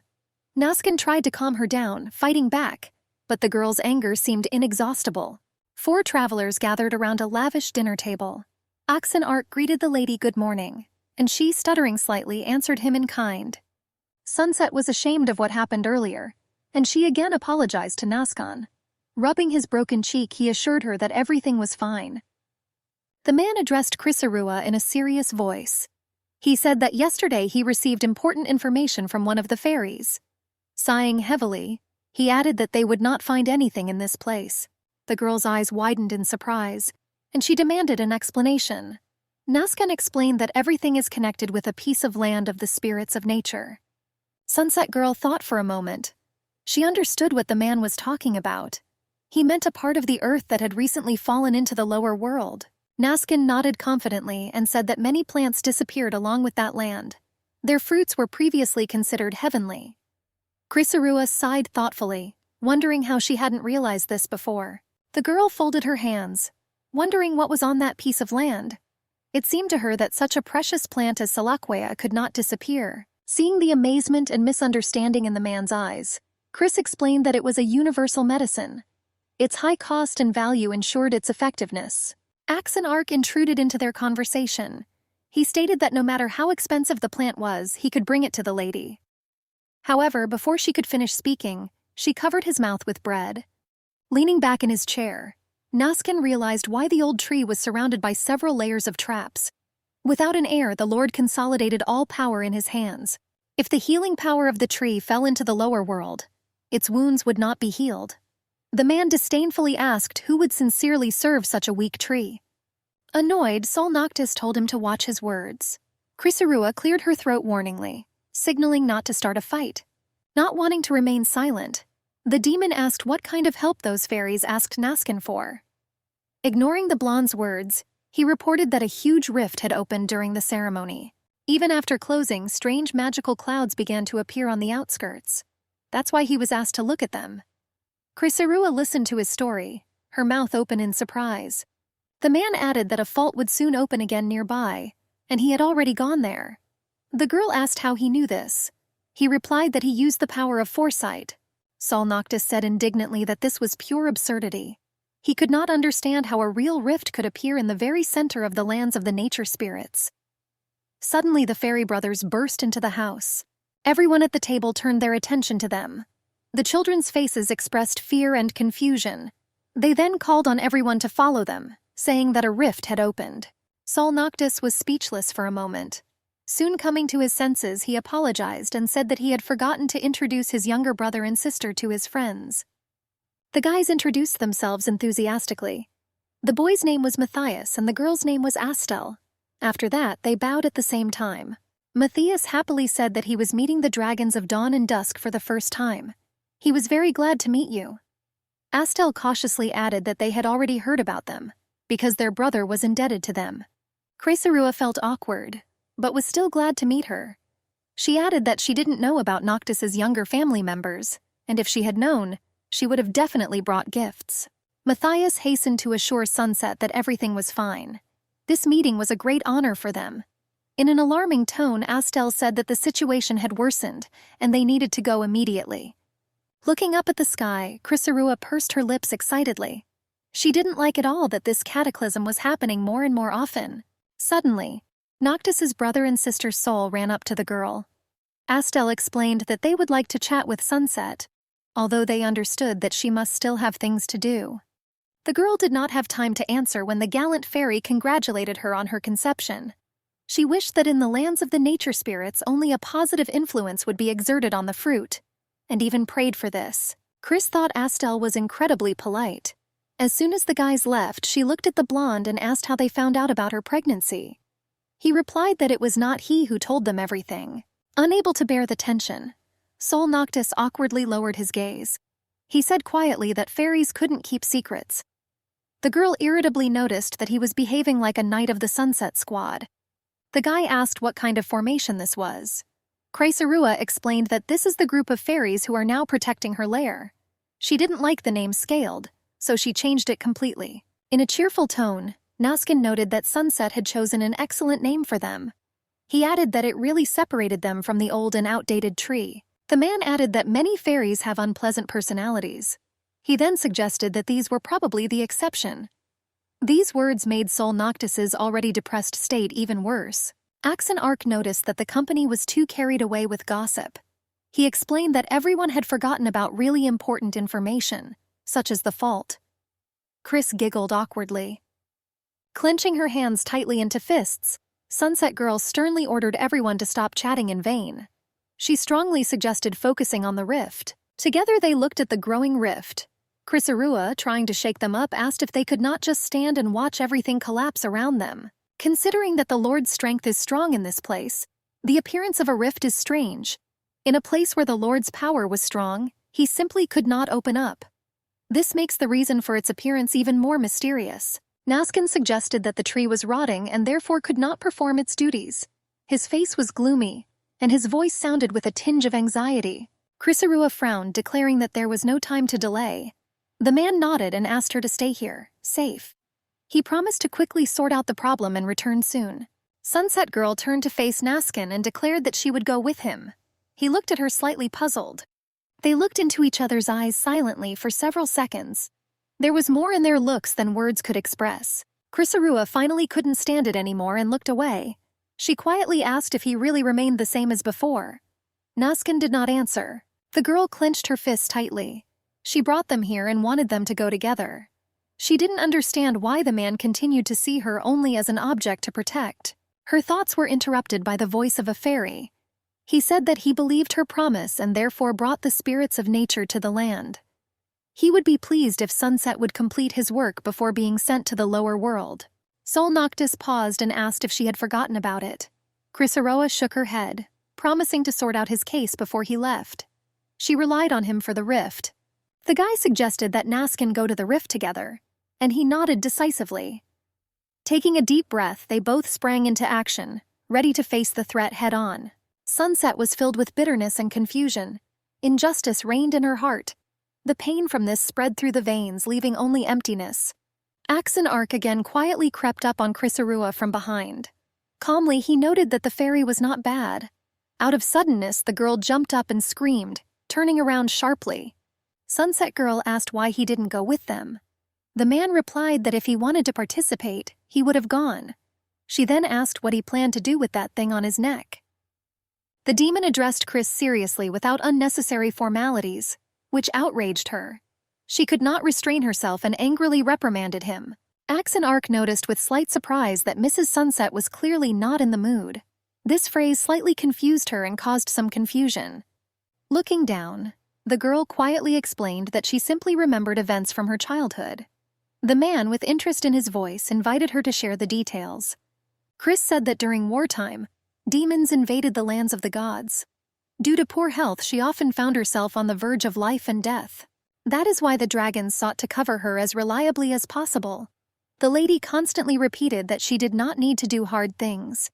It is only important to live calmly, comfortably, and happily. The girl felt as if she was forever imprisoned in a cage. Invisible walls constrained her freedom, making it impossible to get out and breathe deeply. No one had any expectations for Chrysarua back then. However, even now it seemed to her that Naskin did not expect anything from her. Now the girl was also pregnant. She knew that if she fell under the influence of a fault, trouble would not be avoided. Running her hand over her stomach, she felt a soft warmth. With a heavy sigh full of despair, Chrysarua admitted that she hated the reverent attitude towards herself. It seemed to her that this only aggravated her own helplessness. The Sunset Girl added that her mistress recently assigned her a non-standard task. However, it seemed to her that, as always, she could not cope, and was only making the situation worse. Being on the verge of tears, the girl assumed that the demon was already tired of her complaints. However, his sharp and negative answer shocked her, and the tears instantly disappeared, leaving only bewilderment. Axon Arc stated that Sunset did not choose this task, and only she had the right to feel the absurdity of this situation. The man smiled and explained that if the girl found it strange, then he could not understand her. There was kindness in his gaze, as if he sincerely wanted to help her figure it out. Chrysarua was surprised by the sudden wave of comfort that came over her. Interrupting her thoughts, the demon asked what she was going to do in this situation. Seeing the perplexed face of his interlocutor, the man made it clear that this time she was given the right to choose. From now on, only she decided who she should be with. Axon Arc again asked what she wanted to do. Chrysarua felt a strange admiration. There was something majestic in his question. This made her stand in silence for a moment. Sunset then plunged into her own memories. The colleagues she worked with in Sedition were prejudiced against her because she is a sunset dragon. Chris was reproached for the slightest mistakes and doubted whether she took her responsibilities seriously. Despite her success, her colleagues were afraid that she might take their places. The girl could not achieve recognition. Despite all her efforts, her successes remained unnoticed. Sunset suddenly brightened, realizing one thing. She understood why Axon Arc made her feel comfortable. Smirking slightly, the demon turned to Chrysarua. He asked if she never made a choice, whether she would end up being a wife for each of them. The girl's face showed genuine surprise. Her eyebrows raised and her eyes widened in surprise. The man then added that the Order of Sunset had the same idea. Chrysarua screamed indignantly, declaring that she was going to do everything the traditional way. She gave the demon a sharp slap on the head, and he gasped in pain. Sunset Girl took a deep breath and looked up at the sky. With slight surprise, she noted that Naskin and Sol had already solved the problem with the rift. The couple continued to stand, silently watching the cloudless sky. A feeling of relief reigned in their souls, as if a weight had finally been lifted from their shoulders. Chrysarua looked relaxed into the distance, her long hair flowing in the wind. She remembered a dream where Axon Arc appeared before the Order of Sunset. For some time she actually had strange dreams. Axon often appeared in them, and his words awakened a feeling of anxiety in her, making her skin covered with goosebumps. The girl did not notice how she began to speak out loud. She said that even if the sun does not set in the middle of summer, it will not rise in the middle of winter. Chrysarua then asked if the man had spoken these words, and added if he knew their true meaning. For a moment, Shock flashed in his eyes. The demon didn't answer.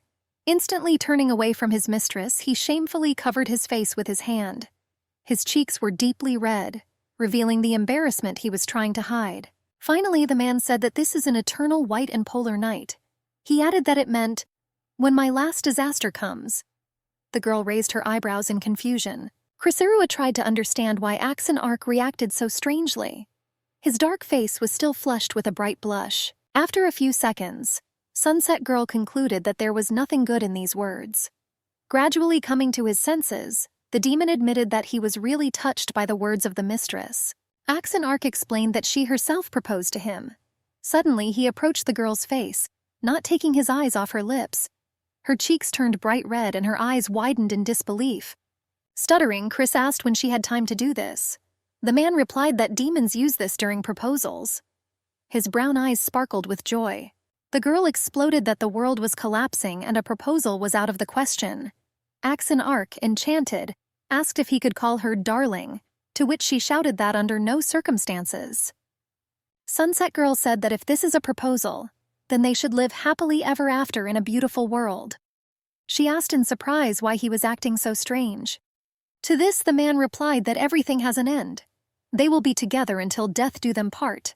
If the mistress dies, disintegrates or disappears, he will definitely follow her. At this loud statement, the girl only gasped in embarrassment. Suddenly, she felt something unusual behind her, as if something was approaching. Turning around, she saw a huge red flower slowly reaching towards her with its bright petals.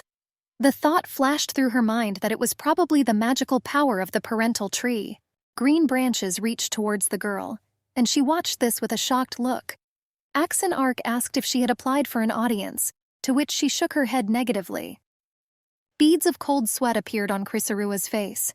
She couldn't believe that the tree had managed to find her first. Sunset Girl told the demon to wait for her here and tell the others that she was heading to meet the parent tree. The man nodded confidently in response. Suddenly she found herself alone with the great tree. Everything around her seemed to disappear and Chrysaorua did not understand what was happening. The suspicious rustle of leaves left her completely confused. Suddenly, the bass voice of the monumental tree sounded and said that he felt unease around him. He asked the girl why she came to the lands of the spirits of nature. Sunset Girl politely greeted her parental tree, rejoicing at such a meeting. She introduced herself and apologized for not doing so sooner. Chrysaorua wanted to explain what brought her to this place, but she was interrupted. A bass voice asked if she had really come here on behalf of Kiskrios. The girl was surprised by such impatient behavior. She assumed that the owner of the powerful voice was in a hurry. Chris shook her head negatively and explained that it was not the mistress who sent her. The Sunset Girl explained that she had come to tell her something important related to the ceremony. In response, the interlocutor asked her to wait a little, and soon she witnessed some kind of magic. A majestic man with a noble posture and a stern look appeared in front of the girl. She immediately realized who she had been talking to all this time. This was the Lord of the Lands of the Spirits of Nature, Nekin Scaled. Chrysaorua wondered why he acted so cautiously with her. Looking into his eyes, she asked about his decision regarding Sol Noctis's punishment. The Fae raised his eyebrows, realizing why she had come. Sunset nodded and noted that she was worried about his future. In a serious tone, the Lord replied that he had been informed that the guy had done something terrible at the ceremony. The man continued that because of the actions of Sol Noctis, the authority of the nature spirit lands had fallen.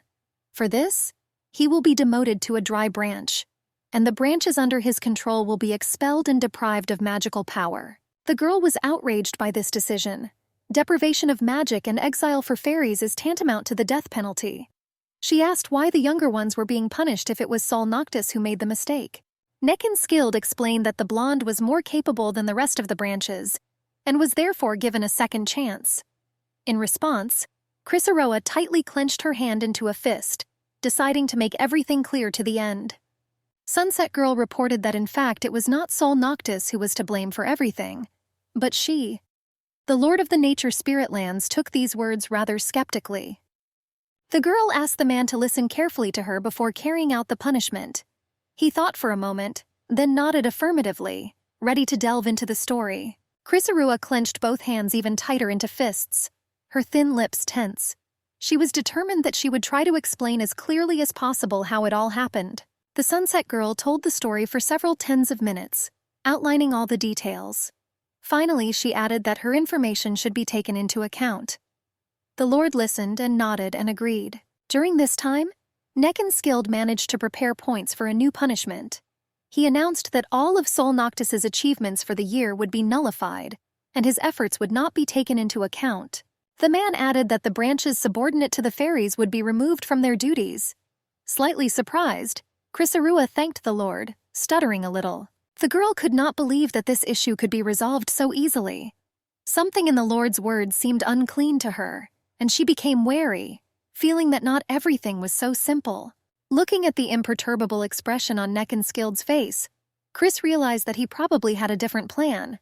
She asked for forgiveness and wished for the arrival of immutability in his life force. Sunset turned around, ready to leave this place as soon as possible. For some unknown reason, with every step she was increasingly enveloped in fear. Suddenly, the Lord's hand grabbed her shoulder tightly. She froze in bewilderment, not knowing what to expect.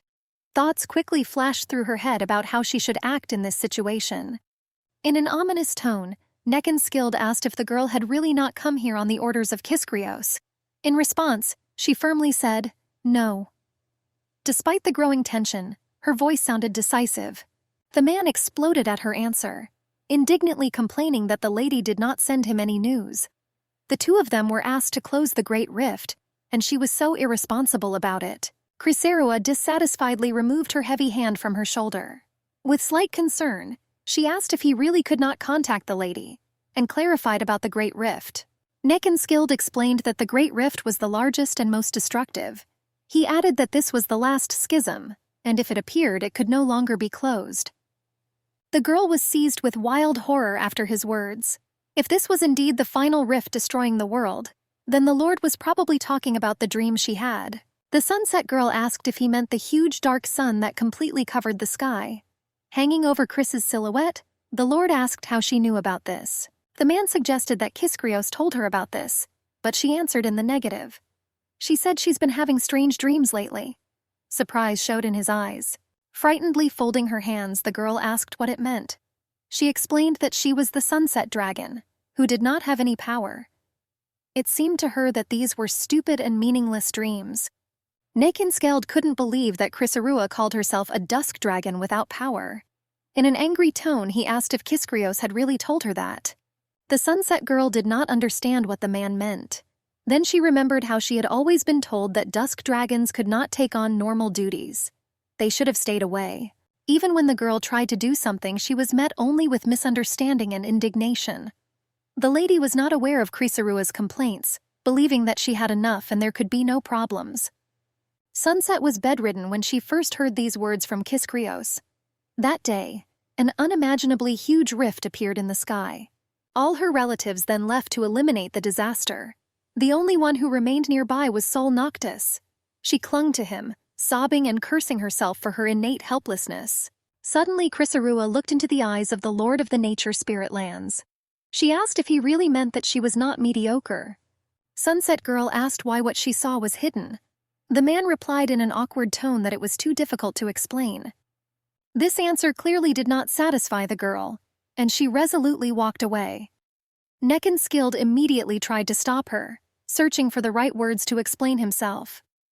The Lord began that their time contained the power of a huge number of branches. Even if everything is calm now, there was always the risk that the world could collapse at any second. Chrysarua was still deeply puzzled. She asked why the future the Dawn Dragons saw never changed. Neckenskilled stated that after a dragon saw the future, it became not possible, but a foregone conclusion. This is a prediction that began its course from the moment of vision until the end. The Lord noted that divine forces are behind everything. The creators of the Dragons of the Dawn used the same power, and only those who own this power can participate in predictions. The girl asked what this meant to her. She assumed that what she saw was the power of the Dawn Dragons. He was silent for some time. Sunset Girl continued that if this were due to divine power, then she would not be able to see meaningless things. This realization greatly amazed the man. Neckenskilled reflected that the time of the Dusk Dragons is as fleeting as the sunset itself. He wondered if this could be interpreted as something that would never happen. Chris reported that she most likely saw a great rift. If it was truly important and she could see everything with her powers, then there was no reason to hide it from her. In a serious tone, the man replied that there were some things that the girl would have to go through to save the world. From a long time ago, what she chose was only time. They were powerless to change the consequences. What she heard deeply surprised Sunset. She couldn't believe it was her own choice. Chrysaroa asked if she could really cause such catastrophic disasters. This realization shocked the man, leaving him in a daze. The Lord asked how much the girl actually knew. If you think about it, the rift in the lands of the nature spirits opened precisely with her appearance. Nekken's silhouette seemed to continue to grow, creating a suffocating tension. Sunset Girl couldn't understand what he was talking about, and it really scared her. The man noticed that Chrysaroa had left the lands of the gods. He suggested that Kiskrios' behavior towards her was wrong. That's why she wanted this result. In an authoritative and alarming tone, the Lord invited the girl to stay in the lands of the spirits of nature. She tensed and her eyes widened in bewilderment. Nekken Scaled promised that in his lands time would not be fast for Chris. He insisted that she was going to shine brighter than anyone in this world. Cold sweat broke out on her face. The man added that he would treat Sunset Girl better than anyone else and take care of her more than Kiskrios. But she could not stay, confident that her mistress really loved her. The Lord asked why she hid so much from the girl then. Chris didn't know what to answer, but she couldn't stay either. She needed to go down to the lower world to find a fruit for her mistress.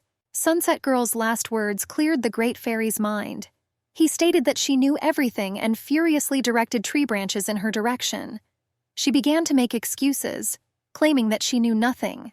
Green tentacles suddenly wrapped themselves around the girl's shins and wrists, tightening them tightly. She screamed, begging to be let go, not knowing what to do in this situation. Chrysaroa's stress made her feel unbearably hot. Her breathing became ragged and heavy. Taking a deep breath, she howled with all her might, asking for help. The Sunset Girl again saw the blazing parental tree. It suddenly occurred to her that she had already seen this place in her dreams. But something was wrong. It seemed to the girl that something was completely different. Many archers took arrows and pulled the string, preparing to shoot. After a few seconds, Sol Noctis gave the command. Flaming arrows with bright fiery light quickly flew towards the center of the tree, cutting the air.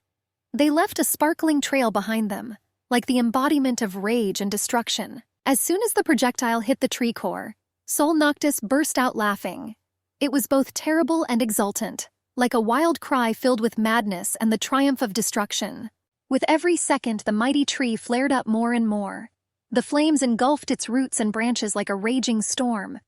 The fairy's frightening laughter did not stop, becoming louder and more ominous.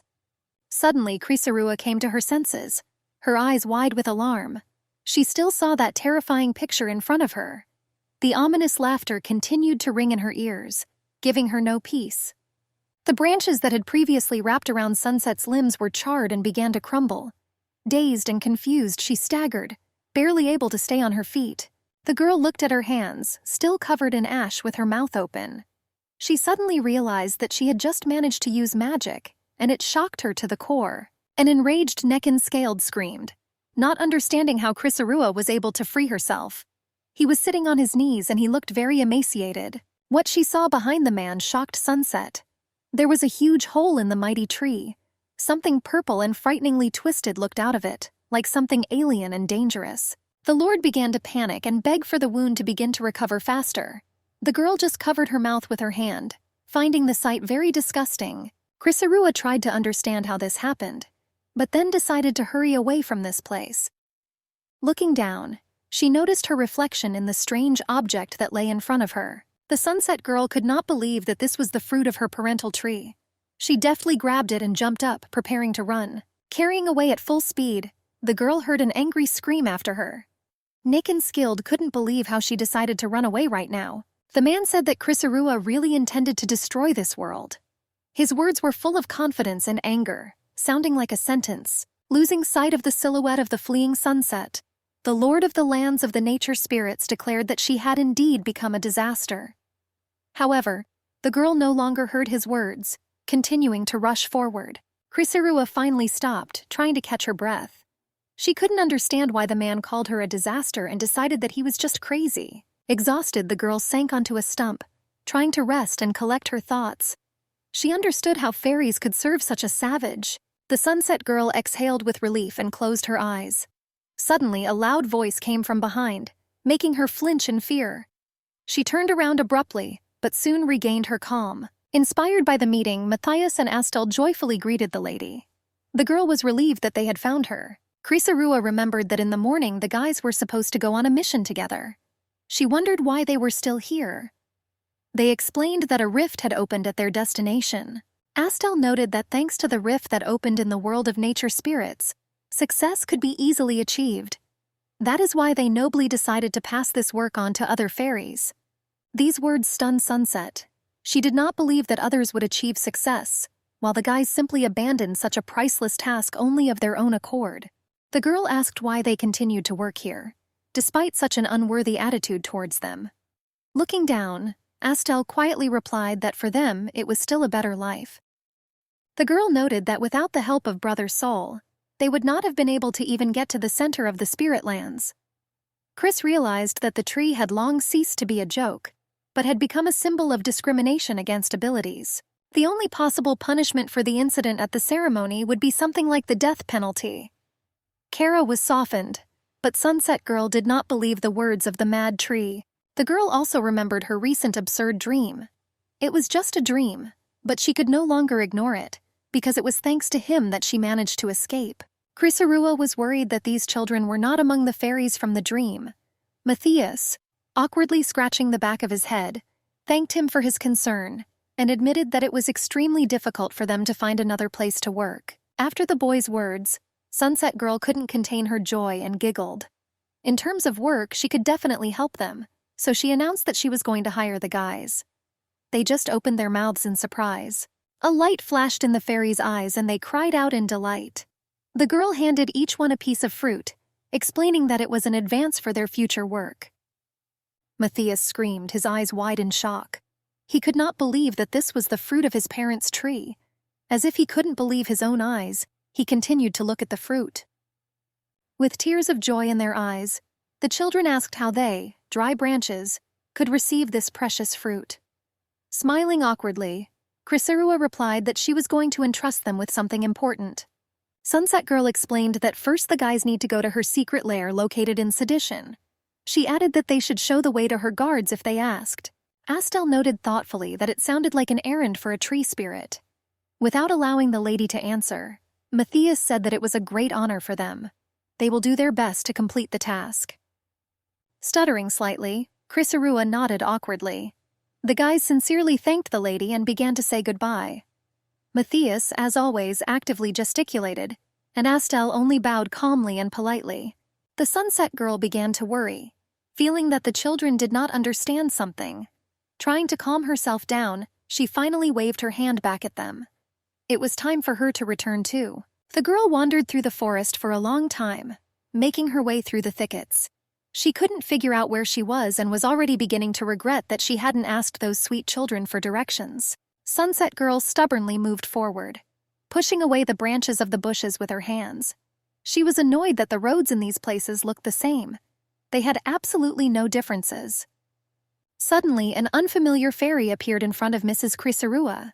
With a beaming smile, he greeted her, guessing that she had lost her way, and offered his help. The girl was scared out of her wits. Her eyes widened. However, deep down she was relieved to meet the guide. The man asked if the road was hard and invited her to rest. The blonde noted with a smile that Sunset's company was much more pleasant than Noctis's salt. Suddenly she snatched her hand away contemptuously, and calmly replied that she was carrying out an order from the mistress herself. In response to her words, the arrogant guide only laughed. He asked if Krisarua was not the flower of the world of the gods, who was given a lot of love from her mistress.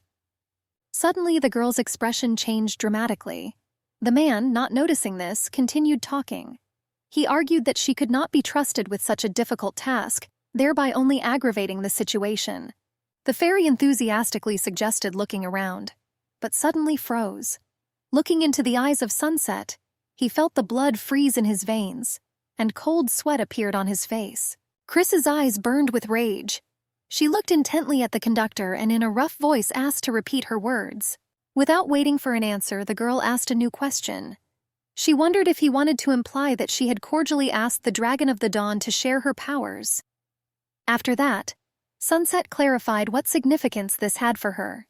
With sarcasm, she added whether she really received the love of her mistress, or whether she became the jewel of the world of the gods. Chrysaorua couldn't believe that she was creating the image of a carefree child who only receives love. This seemed monstrously absurd to her. The girl could not stand it and suddenly burst into a scream, her voice sounding with rage.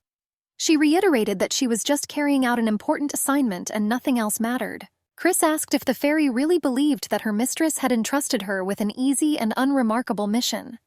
The conductor became embarrassed and began to deny, trying in vain to justify himself. Unable to bear it, Sunset Girl turned around and declared with determination that it was time for her to leave. She noted that she knew the way wonderfully. The blonde apologized again, explaining that he just wanted to show the way. The girl finally turned around and angrily said that there was no need for an apology. However, as soon as she looked, what she saw made her freeze in surprise. A group of fairies appeared before Chrysaorua, each of them glaring at her angrily. The only one who kept a satisfied smile was the conductor. The man proudly declared that Mrs. Sunset was to follow them. He added that the tree spirit was already eagerly awaiting her arrival. Roughly grabbing the girl by the wrist, the fairy told her not to resist. He promised that otherwise they would not stand on ceremony. She indignantly asked whether this could be considered peace. Chris angrily promised that one day she would stop holding back. The conductor chuckled and asked what she was going to do with her tiny hand. The Sunset Girl asked to be released to demonstrate, but did not have time to finish. The next moment the fairy had already disappeared, leaving her in bewilderment. The girl did not have time to realize how familiar blue hair flashed in front of her. With one blow, Naskin crushingly threw back the offender, not giving him time to resist. With rage in his voice, the man asked who dared to touch Mrs. Sunset. She stood there in shock, unable to take her eyes off what was happening, trying to comprehend what had just happened. Sol Noctis worriedly asked if Chrysaorua was okay. She nodded, assuring that she was fine. Ark was really glad that they arrived on time. The crippled guide began to mumble with difficulty and claim that they had received an order from the spirit of the tree to bring the girl. He added that by interfering, they were ignoring the lands of the nature spirits. In a firm and unceremonious tone, Naskin Diorux ordered the blonde to be silent. All three men frowned and assumed a fighting stance, ready to fight. The Dawn Dragon added that if he dared to approach Chris, a rift would open right in him. His gaze was murderous and full of passion, as if he was ready to destroy anyone. One of the fairies smugly asked if he had gone too far. He recalled that it was an order from the Lord of the Nature Spirit Lands.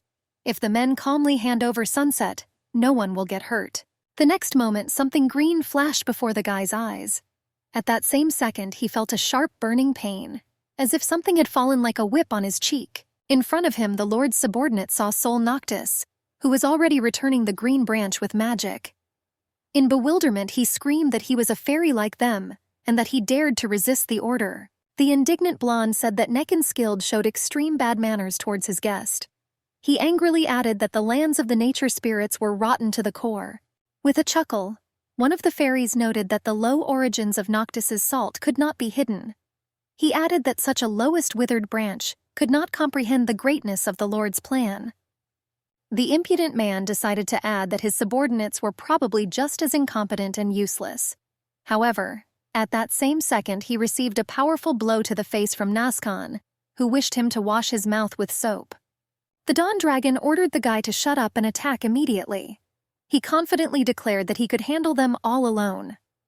The rest of the group's partners were only indignant and inactive. Chrysaorua realized that the situation was rapidly escalating. Initially, they did not come to the lands of the nature spirits for this purpose. She couldn't understand how everything had turned out so unexpectedly and dangerously. The girl looked at Naskin excitedly, trying to find a solution to this situation. Turning away from his already crippled victim, he met the gaze of his mistress. Seeing the worried expression on Sunset's face, the man smiled joyfully. He winked, trying to calm her down, and his eyes sparkled with amusement. Chrysaorua suddenly had an idea. Her eyes lit up with inspiration. Taking a sharp run, she pushed off the ground with a strong push and soared up, feeling freedom. The girl spread her arms and huge scarlet wings opened behind her. Her body began to change shape, turning into the sunset dragon. Sol Noctis and Axan Arc just stood there, shocked by the sight.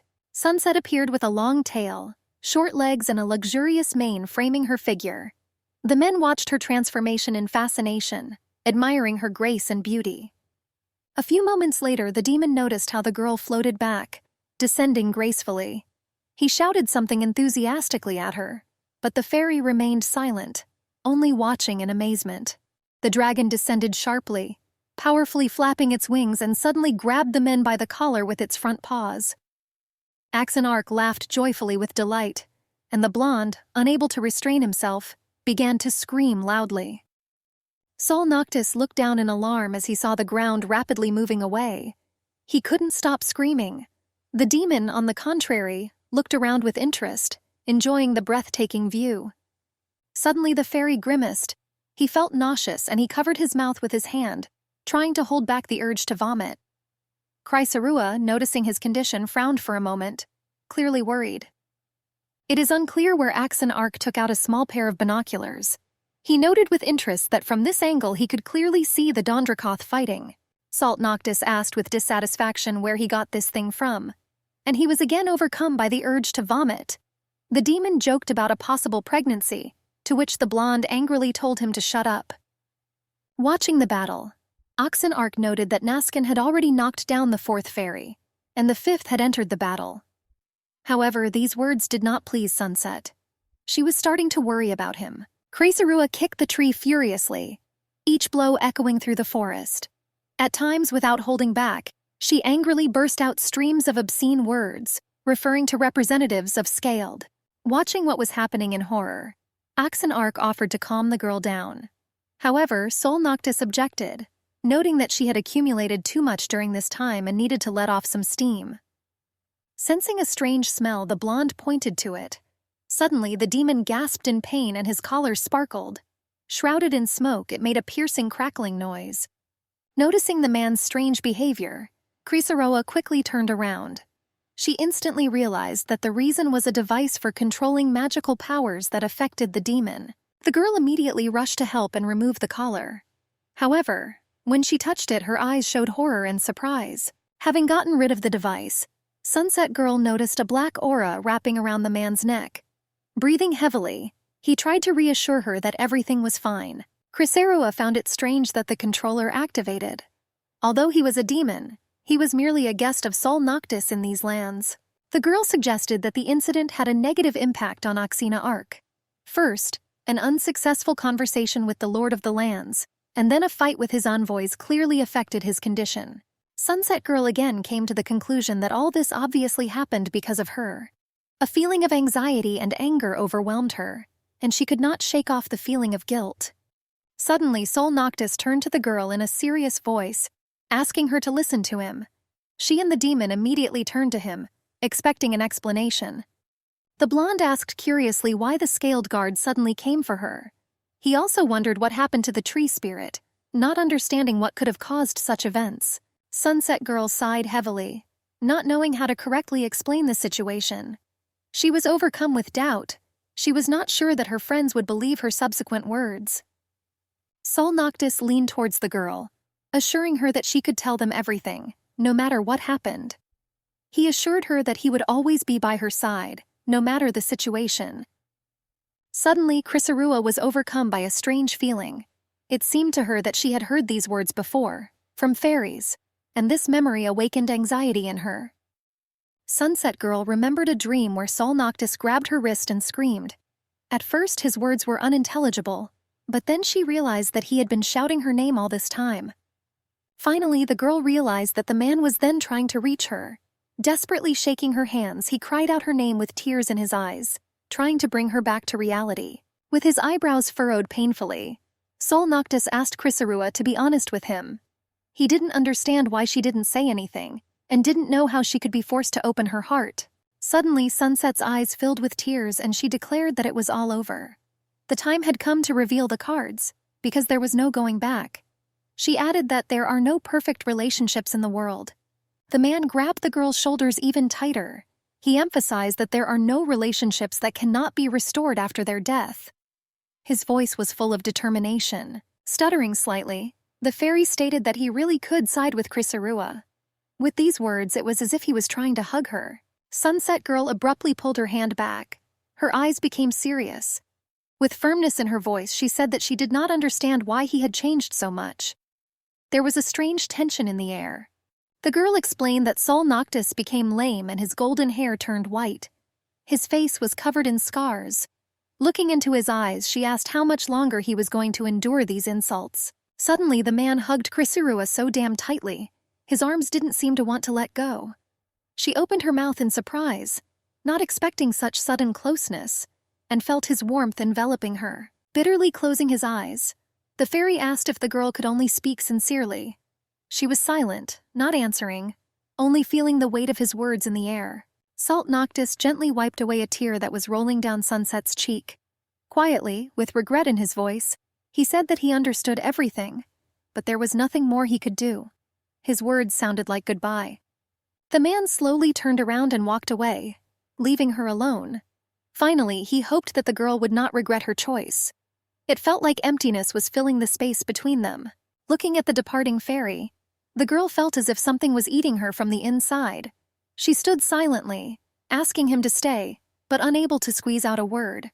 Her fragile heart sank with pain and hopelessness. Sunset's eyes filled with tears again, and everything around her became dim.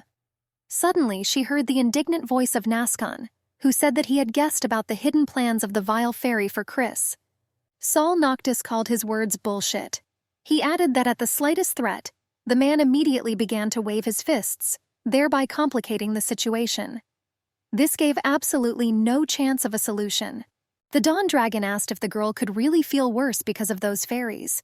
He added that if the blonde woke her up, he would kill him. Looking at Chris, his mouth dropped open in surprise. After that, Axon Arc and Sol Noctis looked at Sunset and immediately rushed towards her. They started asking a lot of questions, trying to understand what happened. Naskin began to tell that when he was fighting with the fairies, the girl fell and he was very scared. Because of this, they began to hit him harder, and even hit his face in the process. Although the Dragon of Dawn spoke about it lightly, the battle was difficult for him. His body was covered with wounds. Chris noticed that Axon was also injured, although the battle with the parent tree was optional. Sol Noctis apologized, saying that he wanted to be on her side. He asked if she was angry with him, and she remembered his words from the dream. The men offered to tell everything later when she calmed down. The words that pierced Chris in her sleep like a thorn seemed like a consolation at the moment. If she had been told this earlier, all these things could have been prevented. The girl clenched her hands tightly into fists. After the words of consolation, she realized that she was not alone, and this feeling of support calmed her heart a little. Slightly embarrassed, Sunset Girl turned to her friends. Tears flowed from her eyes, and laughing, she declared that she was a real disaster. She felt vulnerable but also sincere.